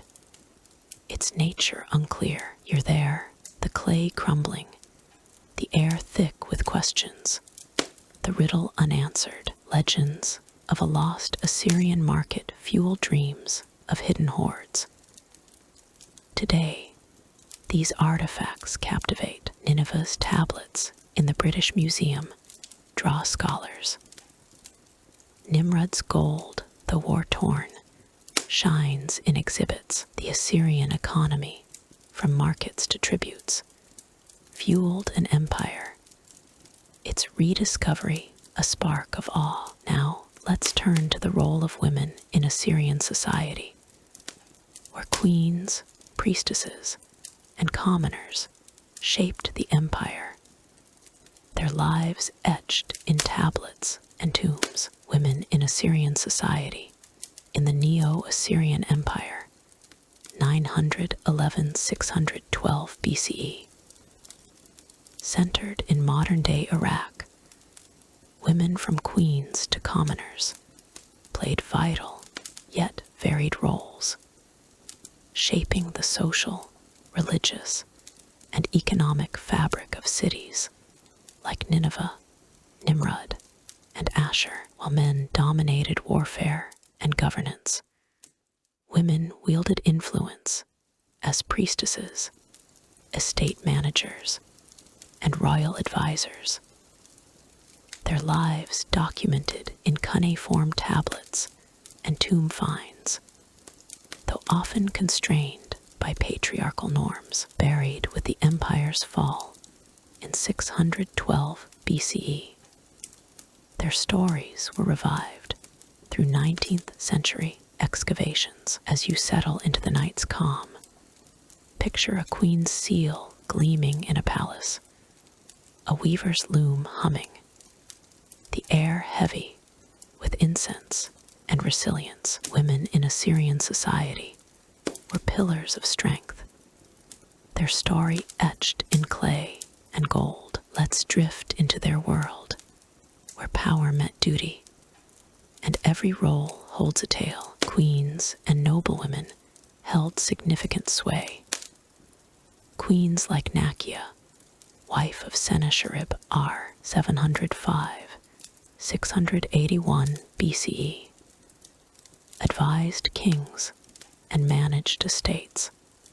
As 7th century tablets note, you're there, her court bustling, the air thick with authority. Her son, Esarhaddon, granted her a palace in Nineveh, its 20 rooms adorned with ivory.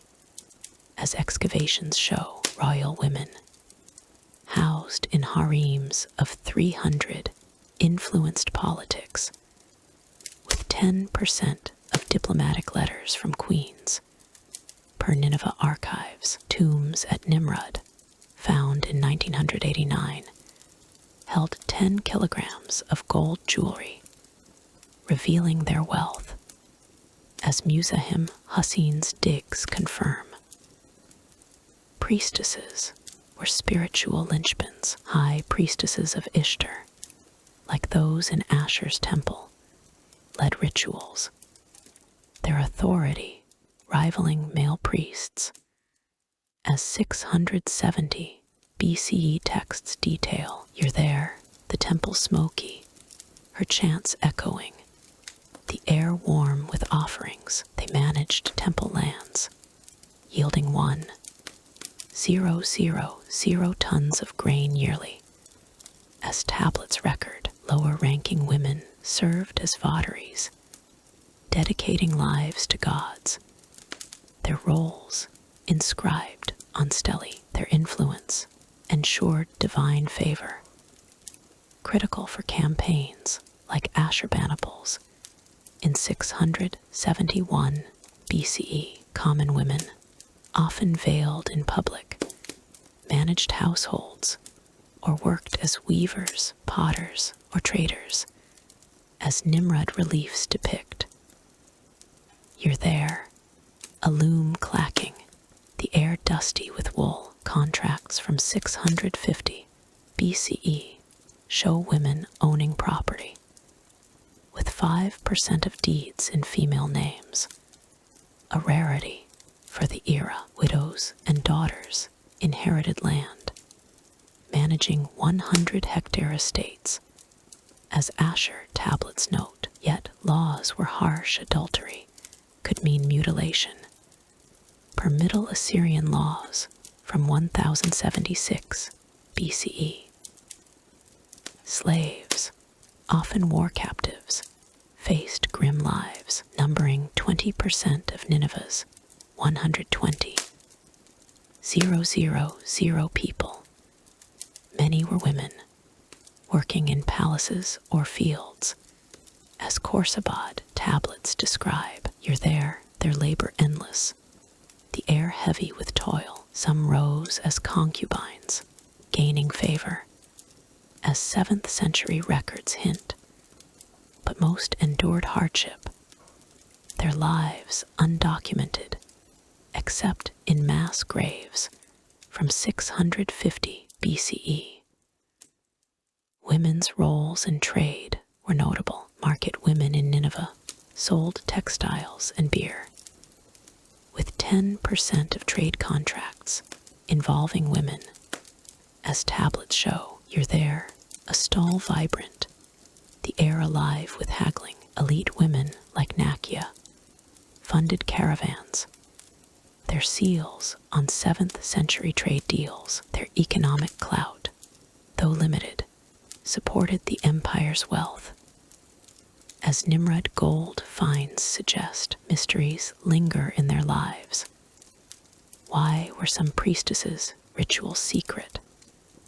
What became of Nakia's wealth? A 7th century tablet found in 1875 lists an unknown female official. Her role unclear. You're there, the clay fading, the air thick with questions, the riddle unanswered. Legends of a lost queen's archive fuel dreams of hidden stories. Today, their legacy captivates. Nimrod's tombs, with queen's jewels, draw awe in museums. Tablets in the British Museum reveal women's voices. Women in Assyrian society, from queens to weavers, shaped an empire. Their rediscovery, a spark of awe. Now, let's turn to Assyrian science and knowledge, where scribes and scholars preserved wisdom. Their tablets illuminating an empire's mind. Assyrian science and knowledge in the Neo-Assyrian Empire, 911–612 BCE, centered in modern-day Iraq. A sophisticated system of science and knowledge flourished, driven by scribes and scholars who recorded astronomical observations, medical treatments, and literary epics in vast libraries.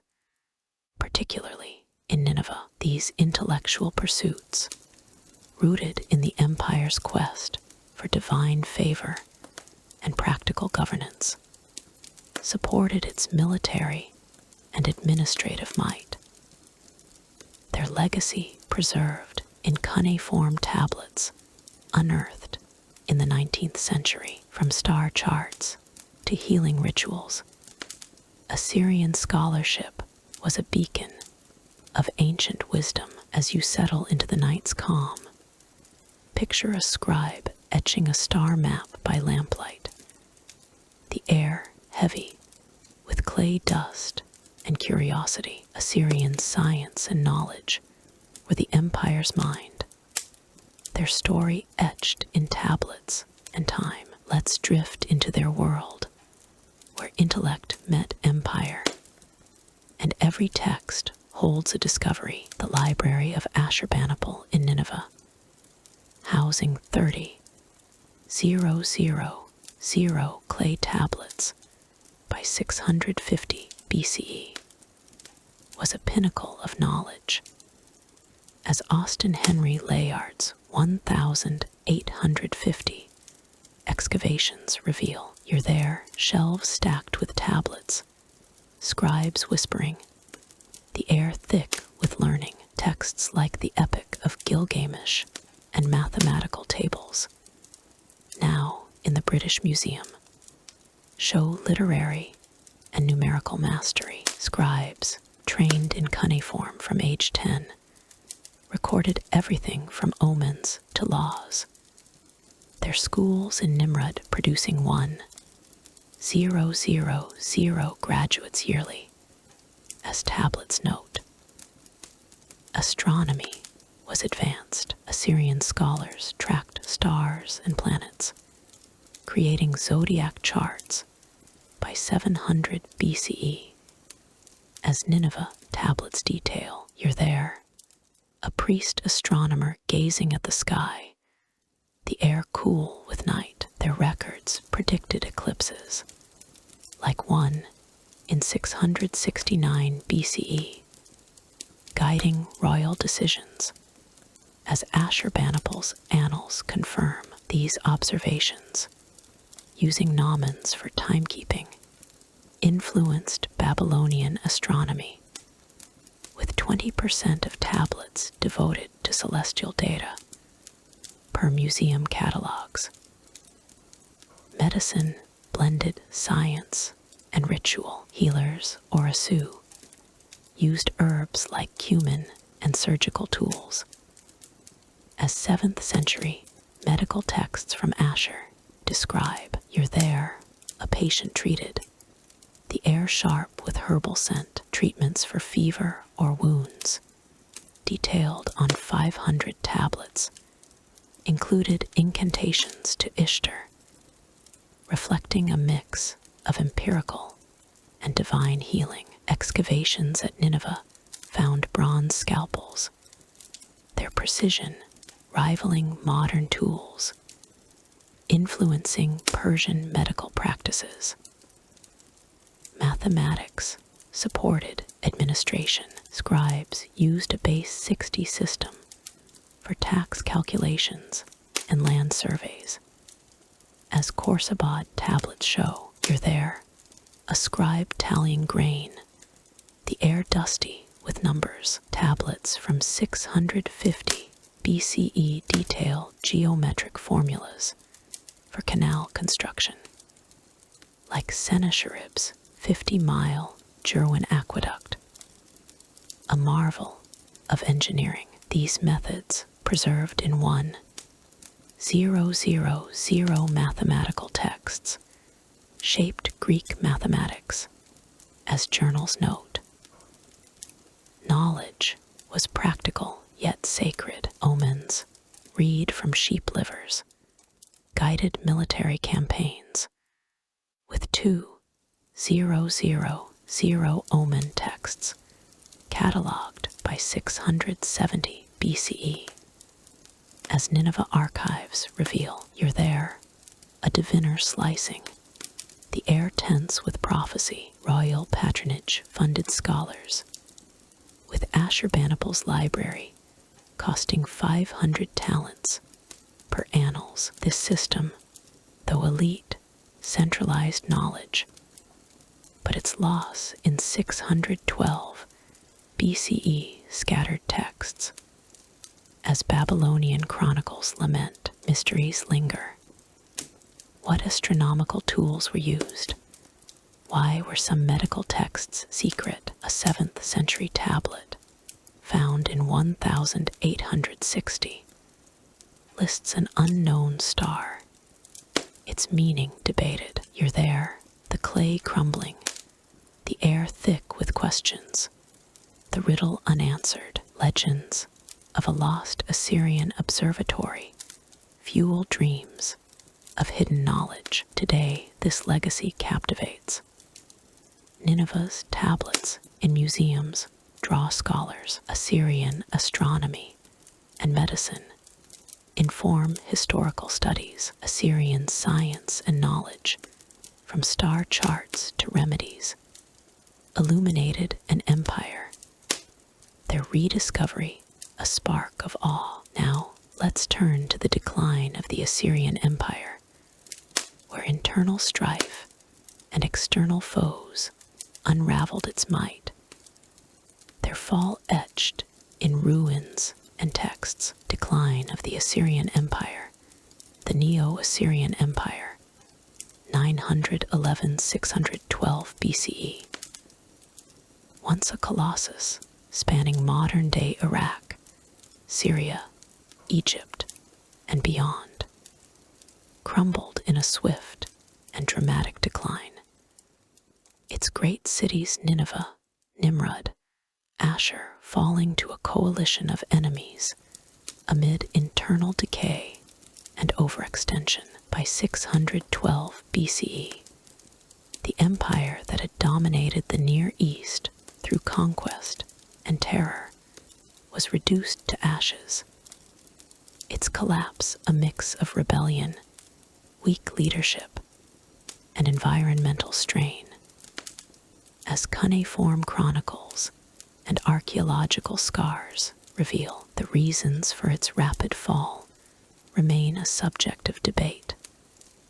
Their story, a cautionary tale of imperial fragility. As you settle into the night's calm, picture a crumbling palace under siege, a king's throne empty, the air heavy with ash and defeat. The decline of Assyria was a fall from glory, its story etched in broken stone. Let's drift into its world, where power met ruin, and every collapse holds a lesson. The empire's decline began after Ashurbanipal's death in 627 BCE. His successors, like Sin-Shar-Ishkun, lacked his skill, with court records from 625 BCE showing factional disputes in Nineveh. You're there, the palace tense, whispers of betrayal rising,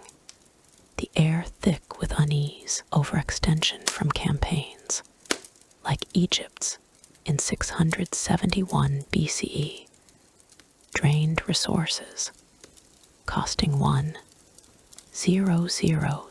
talents yearly. As annals note, the army, once 50,000 strong, was stretched across 20 provinces, unable to quell revolts, as skeletal remains suggest. Internal strife weakened the core. Babylon, under Ashurbanipal's brother Shamash-Shumukin, rebelled in 652 BCE, a 2-year siege costing 10,000 lives. As Babylonian chronicles detail, you're there, the city starving, the air heavy with despair, deportations of 4.5 million people, while controlling vassals bred resentment, with Judah's 640 BCE revolt draining garrisons. As biblical texts note, corruption among governors, skimming tribute, weakened loyalty. As 620 BCE tablets hint, external enemies capitalized on chaos. The Medes, led by Cyaxares, sacked Ashur in 614 BCE, while Nabopolassar's Babylonians joined for Nineveh's 612 BCE fall. As the Babylonian chronicle records, you're there, walls breaching, fires raging, the air choking with smoke. The coalition, with 30,000 troops, used Assyrian tactics like siege rams. As reliefs show, their unity fueled by decades of Assyrian cruelty, like Elam's 647 BCE destruction. Environmental factors compounded woes. Droughts around 620 BCE, evidenced by pollen studies, cut harvests by 30%, starving cities like Nimrud. As tablets lament, you're there, fields barren, citizens fleeing, the air dry with hunger. Floods, possibly deliberate during Nineveh's siege, weakened defenses. As Nahum's biblical account suggests these pressures, combined with economic strain, left Assyria vulnerable. As archaeological data confirm, the speed of collapse puzzles scholars. Why did a 50,000 strong army fail? Was leadership sabotaged? A 7th century tablet found in 1855 mentions a traitor within. Its identity unclear. You're there, the clay fading, the air thick with questions, the riddle unanswered. Legends of a cursed empire, echoed in biblical prophecies, fuel speculation of divine retribution. Rediscovery clarified the decline. Layard's 1840 Nineveh digs found charred reliefs, while 1903 Asher excavations by Walter Andry revealed mass graves, confirming the violence. You're there, a broken statue uncovered, the air alive with tragedy. These finds, guided by chronicles, exposed Assyria's fragility, its ruins humbling. Today, the decline captivates. Nineveh's ruins, a UNESCO site, draw scholars. Tablets in museums tell of rebellion and ruin. The Assyrian Empire's fall, from internal rot to enemy vengeance, warns of overreach. Its rediscovery, a spark of awe. Now, let's turn to the aftermath of the Assyrian collapse, where successor empires rose from its ashes, their legacy built on Assyria's ruins. Aftermath of the Assyrian collapse. The fall of the Neo-Assyrian Empire in 612 BCE, with the destruction of its capital Nineveh and other key cities like Nimrud and Ashur in modern-day Iraq, left a power vacuum in the Near East, giving rise to successor empires like the Neo-Babylonian and Median, which reshaped the region's political and cultural landscape. The collapse, driven by a coalition of Medes, Babylonians, and others, scattered Assyrian survivors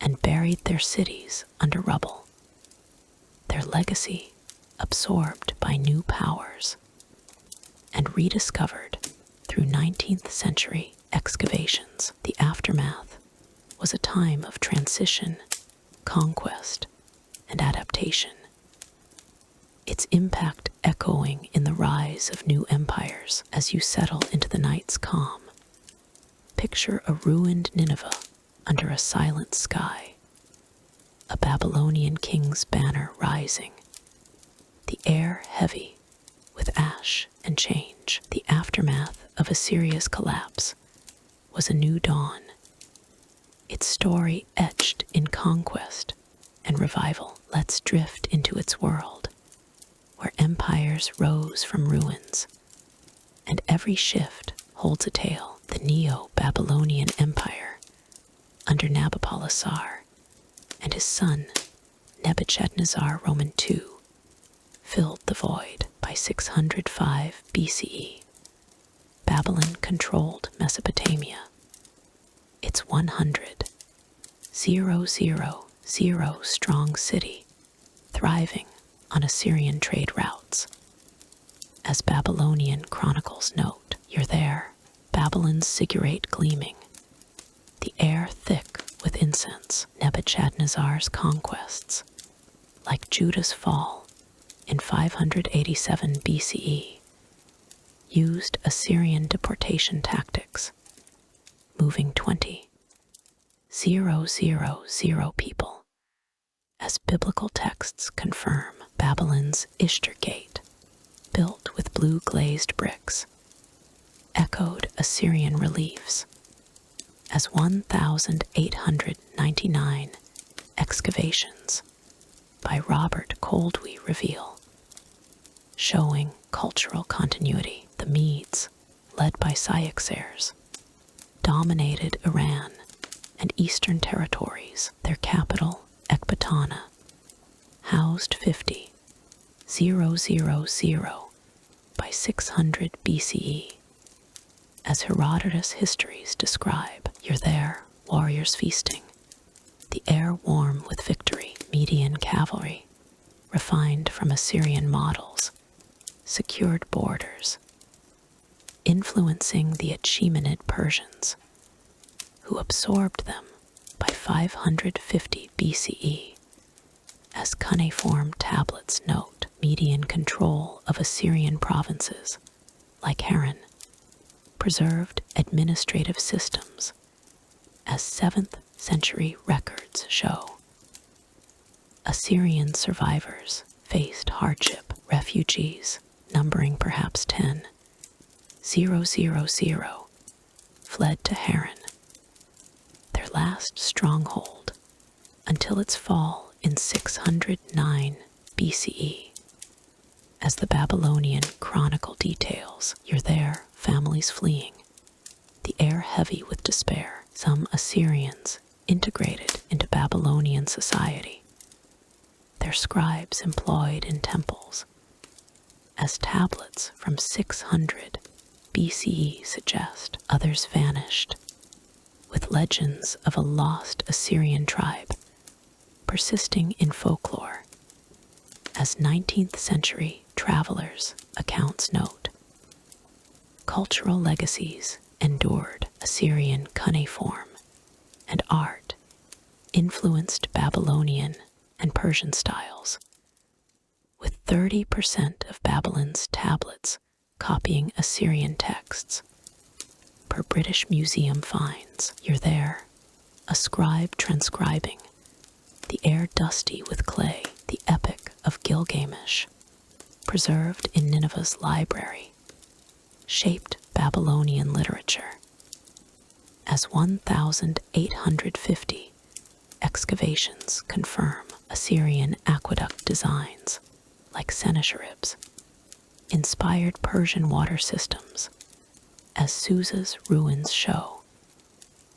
The aftermath reshaped the Near East. Babylon's brief dominance ended with Persia's rise in 539 BCE.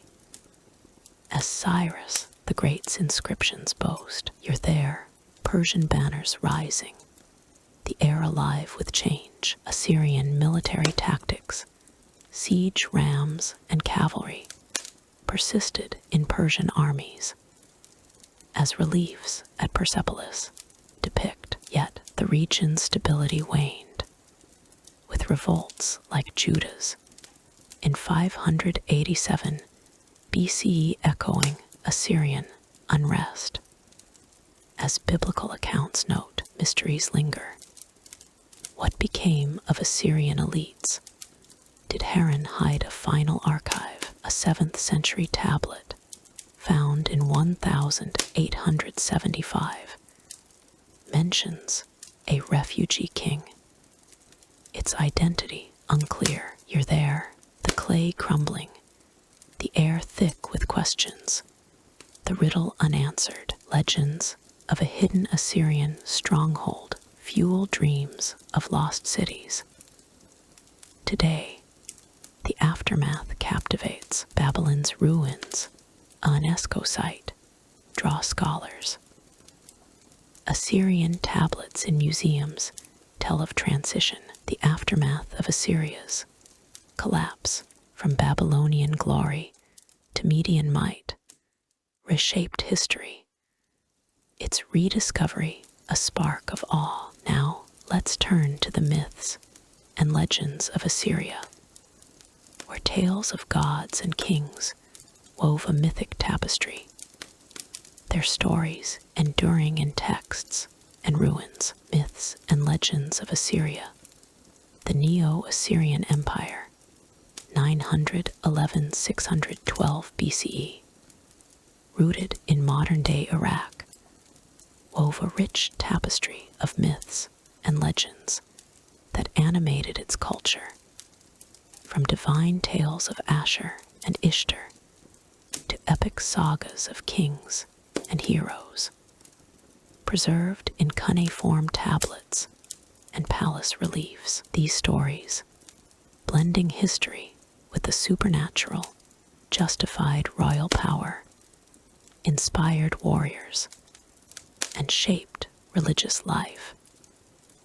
Their echoes surviving the empire's 612 BCE fall through rediscovery in the 19th century. From creation epics to cursed cities, Assyrian myths fueled the imagination of the ancient world. As you settle into the night's calm, picture a temple lit by flickering lamps, a bard reciting an epic, the air heavy with mystery and divine awe. Assyrian myths and legends were the empire's soul, their story etched in clay and stone. Let's drift into their world, where gods met mortals, and every tale holds a spark. The Epic of Gilgamesh, preserved in Nineveh's 30,000 tablet library, was a cornerstone,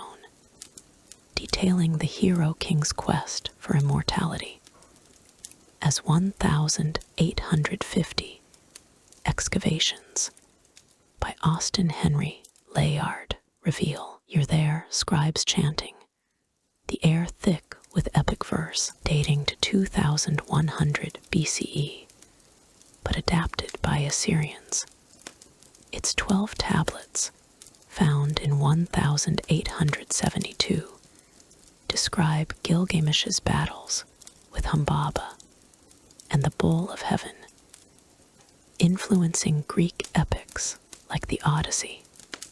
As journals note, the epic's flood story, mirroring Noah's, gripped Victorian scholars. Asher, the chief god, starred in creation myths. The Enuma Elish, inscribed by 700 BCE, depicts Asher replacing Marduk in Assyrian versions, slaying Tiamat to form the world. As Nineveh tablets detail, you're there, priests reenacting the myth, the air smoky with ritual recited during the Akitu festival. It tied kings to divine order, with 1,000 attendees in Nineveh.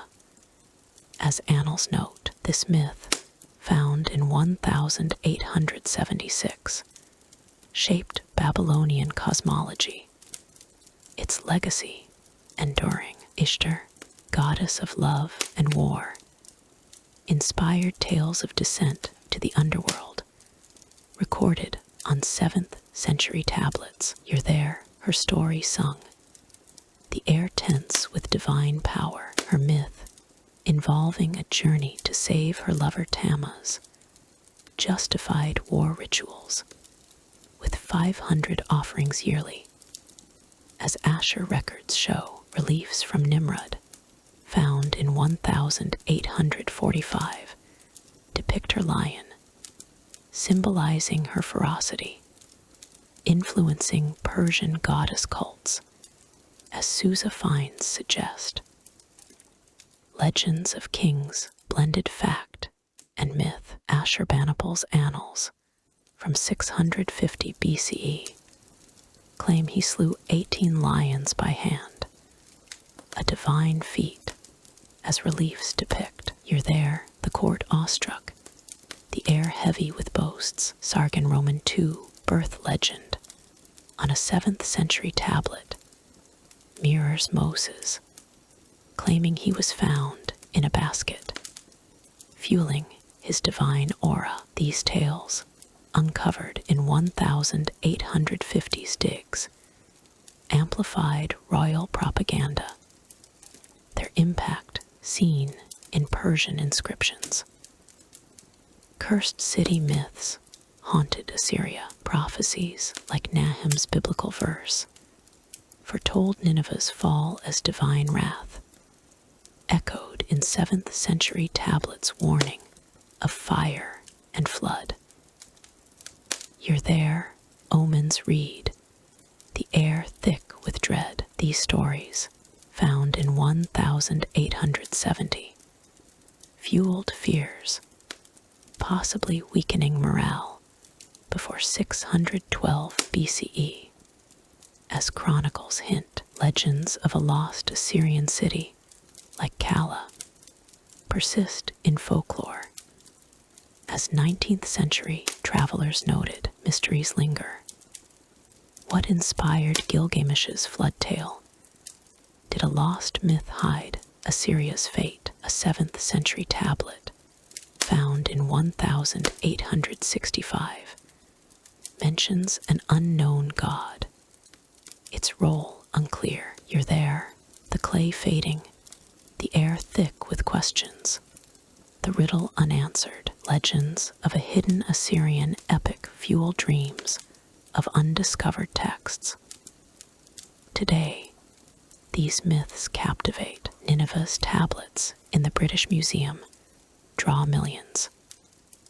Reliefs from Nimrod in the Louvre evoke divine tales. Assyrian myths and legends, from Gilgamesh to Ishtar, shaped ancient culture. Their rediscovery, a spark of wonder. Now, let's turn to the influence of Assyria on later empires, where its military, art, and systems shaped the Near East. Its legacy enduring in successors' reigns. Influence of Assyria on later empires. The Neo-Assyrian Empire, 911–612 BCE, centered in modern-day Iraq, left a profound legacy that shaped the empires that followed its collapse, including the Neo-Babylonian, Median, and Achaemenid Persian empires, which adopted its military tactics, administrative systems, and artistic styles. From the fall of Nineveh in 612 BCE, Assyrian innovations in warfare, governance, and culture were absorbed and adapted.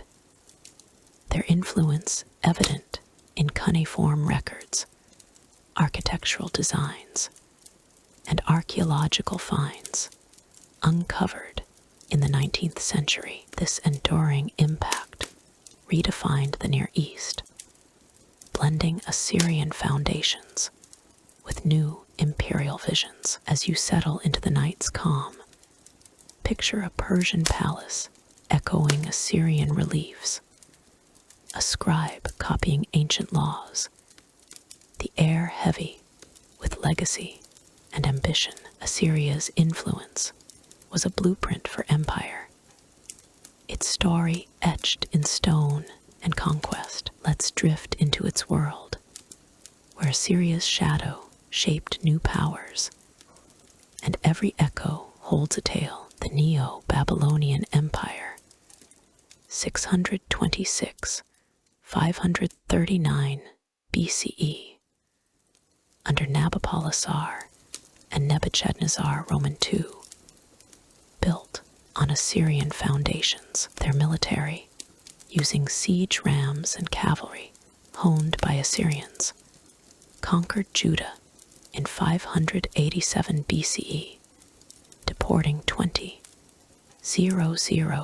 people, a tactic lifted from Assyrian campaigns that moved for 5 million, as Babylonian chronicles and annals note. You're there, Babylon's armies marching, the air thick with dust. Babylon's bureaucracy, managing 20 provinces, mirrored Assyrian tax systems, with 10,000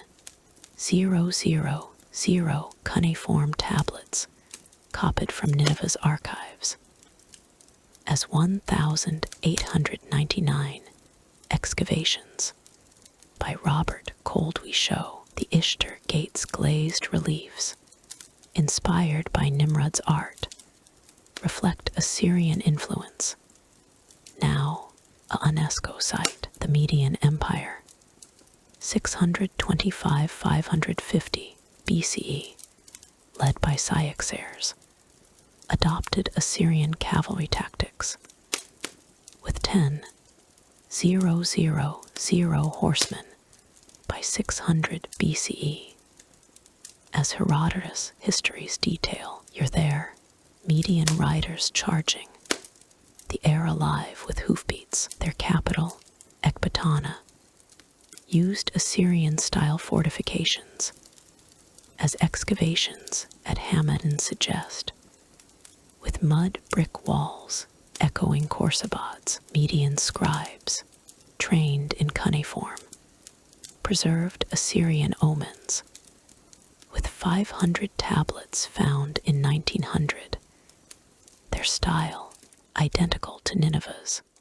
Per museum records, the Achaemenid Persian Empire, 550–330 BCE, under Cyrus the Great, was deeply influenced. Persian armies, peaking at 100,000, used Assyrian siege towers and intelligence networks, as Persepolis reliefs depict, mirroring Lachish carvings from 701 BCE. You're there, Persian generals plotting, the air tense with strategy. The Persian satrapy system, governing 30 regions, adapted Assyrian provincial models, as 7th century tablets confirm. Persepolis palaces, with 1,000 meters of reliefs, emulated Nineveh's propaganda art, as 1930s digs by Ernst Hersfeld reveal, their grandeur a direct legacy. Assyrian science and literature also endured. The Epic of Gilgamesh from Nineveh's library was copied in Babylonian and Persian libraries, with 20% of texts preserved, as British Museum finds show. You're there, a scribe transcribing, the air dusty with clay. Assyrian astronomy, tracking eclipses by 669 BCE, shaped Persian zodiacs. As Susa tablets note, their aqueduct designs, like Sennacherib's 50-mile Jerwin system, inspired Persian qanats, irrigating 1,000 hectares, as archaeological studies confirm. Cultural blending was key. Assyrian deportations mixed populations, creating cosmopolitan cities like Babylon, with 100,000 residents by 600 BCE. As chronicles note, you're there, markets vibrant, the air thick with languages. Persian kings adopted Assyrian divine kingship, claiming divine favor like Ashurbanipal. As Cyrus, 539 BCE cylinder boasts, yet some innovations, like Assyrian ironworking, were refined, with Persian forges producing 10 tons yearly. Per Susa finds, mysteries linger. How fully did Persians adopt Assyrian law? Did Median archives hide Assyrian texts? A 6th century Babylonian tablet, found in 1875, mentions an unknown Assyrian ritual adopted by Persians. Its details vague. You're there, the clay crumbling, the air thick with questions, the riddle unanswered. Legends of a lost Assyrian influence fuel dreams of undiscovered archives. Today, this legacy captivates.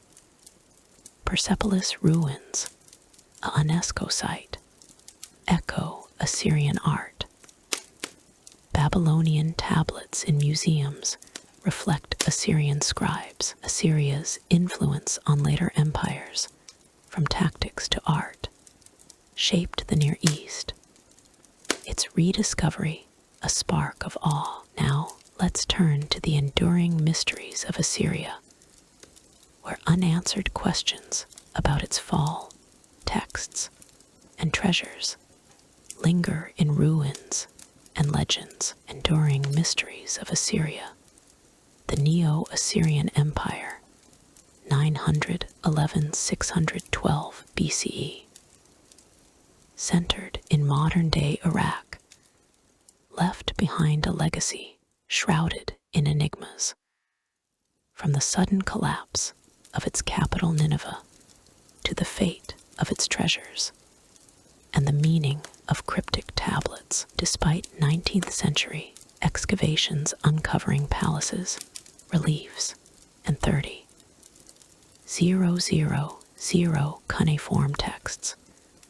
Questions about Assyria's fall, lost artifacts, and hidden knowledge persist, fueling scholarly debate and legends of buried secrets. These mysteries, rooted in the empire's complex history, keep Assyria alive in the imagination. As you settle into the night's calm, picture a shattered tablet half buried in Nineveh's ruins, its words teasing a lost truth, the air heavy with dust and intrigue. Assyria's mysteries are echoes of a vanished empire, their story etched in unanswered questions. Let's drift into their world, where secrets linger in stone, and every riddle holds a spark. Why did Nineveh fall so swiftly in 612 BCE? The Babylonian Chronicle describes a 3-month siege by Medes and Babylonians, with 20,000 dead. But no tablet explains the army's collapse, once 50,000 strong, as skeletal remains suggest. You're there, the city burning, the air thick with chaos. Was their betrayal, as a 7th century tablet found in 1855 hints, with mention of a traitor within. Environmental factors, like 620 BCE droughts cutting harvests by 30% per pollen studies, weakened defenses. But the full story eludes scholars, as journals note. What became of Assyria's treasures? Nimrod's 1989 tombs yielded 10 kilograms of gold, but Khorsabad's empty vaults, found in 1843 by Paul Emile Bada, suggest looting. You're there, a looter's torch fading, the air heavy with loss. Legends of a hidden treasury, mentioned in a 7th century tablet from 1860, speak of a great hoard near Asher, its location lost, where treasures spirited away to Haran, the last stronghold in 609 BCE, as chronicles hint. No trace has been found, fueling speculation. What secrets lie in undeciphered texts? Nineveh's library, with 30,000 tablets, holds 20% still unreadable. Per British Museum records, you're there, a scribe's script fading, the air thick with questions. A 7th century tablet, found in 1875, lists an unknown ritual or weapon, its purpose unclear. Do these hold clues to lost technologies or cults? The Epic of Gilgamesh mentions a secret of the gods, sparking debate over hidden knowledge. As 19th century journals note, where are the missing cities? Assyrian records mention outposts like Kala, yet unlocated, as 7th century tablets suggest. You're there, a mound untouched, the air alive with possibility. Legends of a lost Assyrian city in Mesopotamia, noted by 19th century travelers, persist, with satellite imagery in 2020 hinting at unexcavated sites near Mosul. Could these hold new archives or palaces? Why did Assyrian science vanish? Their astronomy, predicting eclipses by 669 BCE, and medical texts with 500 herbal remedies were advanced. As Nineveh tablets show, you're there, a star chart crumbling, the air heavy with forgotten wisdom. Why weren't these preserved by Babylonians or Persians? A 7th century tablet, found in 1865, mentions an unknown observatory. Its location, a mystery, fueling dreams of rediscovery. These enigmas captivate scholars. Excavations, like Layard's in the 1840, uncovered Nineveh's reliefs, but gaps remain. Modern technology, like 3D scans of tablets, offers hope, yet 10% of texts resist translation. Per 2023 studies, you're there, a scanner humming, the air tense with anticipation. Legends of a buried Assyrian archive, echoed in local folklore, drive ongoing digs. Today, Assyria's mysteries endure. Nineveh's ruins, a UNESCO site, draw explorers. Tablets in museums spark debate. The enduring mysteries of Assyria, from lost treasures to cryptic texts, keep its story alive. Their rediscovery, a spark of wonder. This concludes our journey through the Assyrian world, from its brutal armies to its enigmatic fall. A tale of power, glory, and mystery, etched in the sands of time.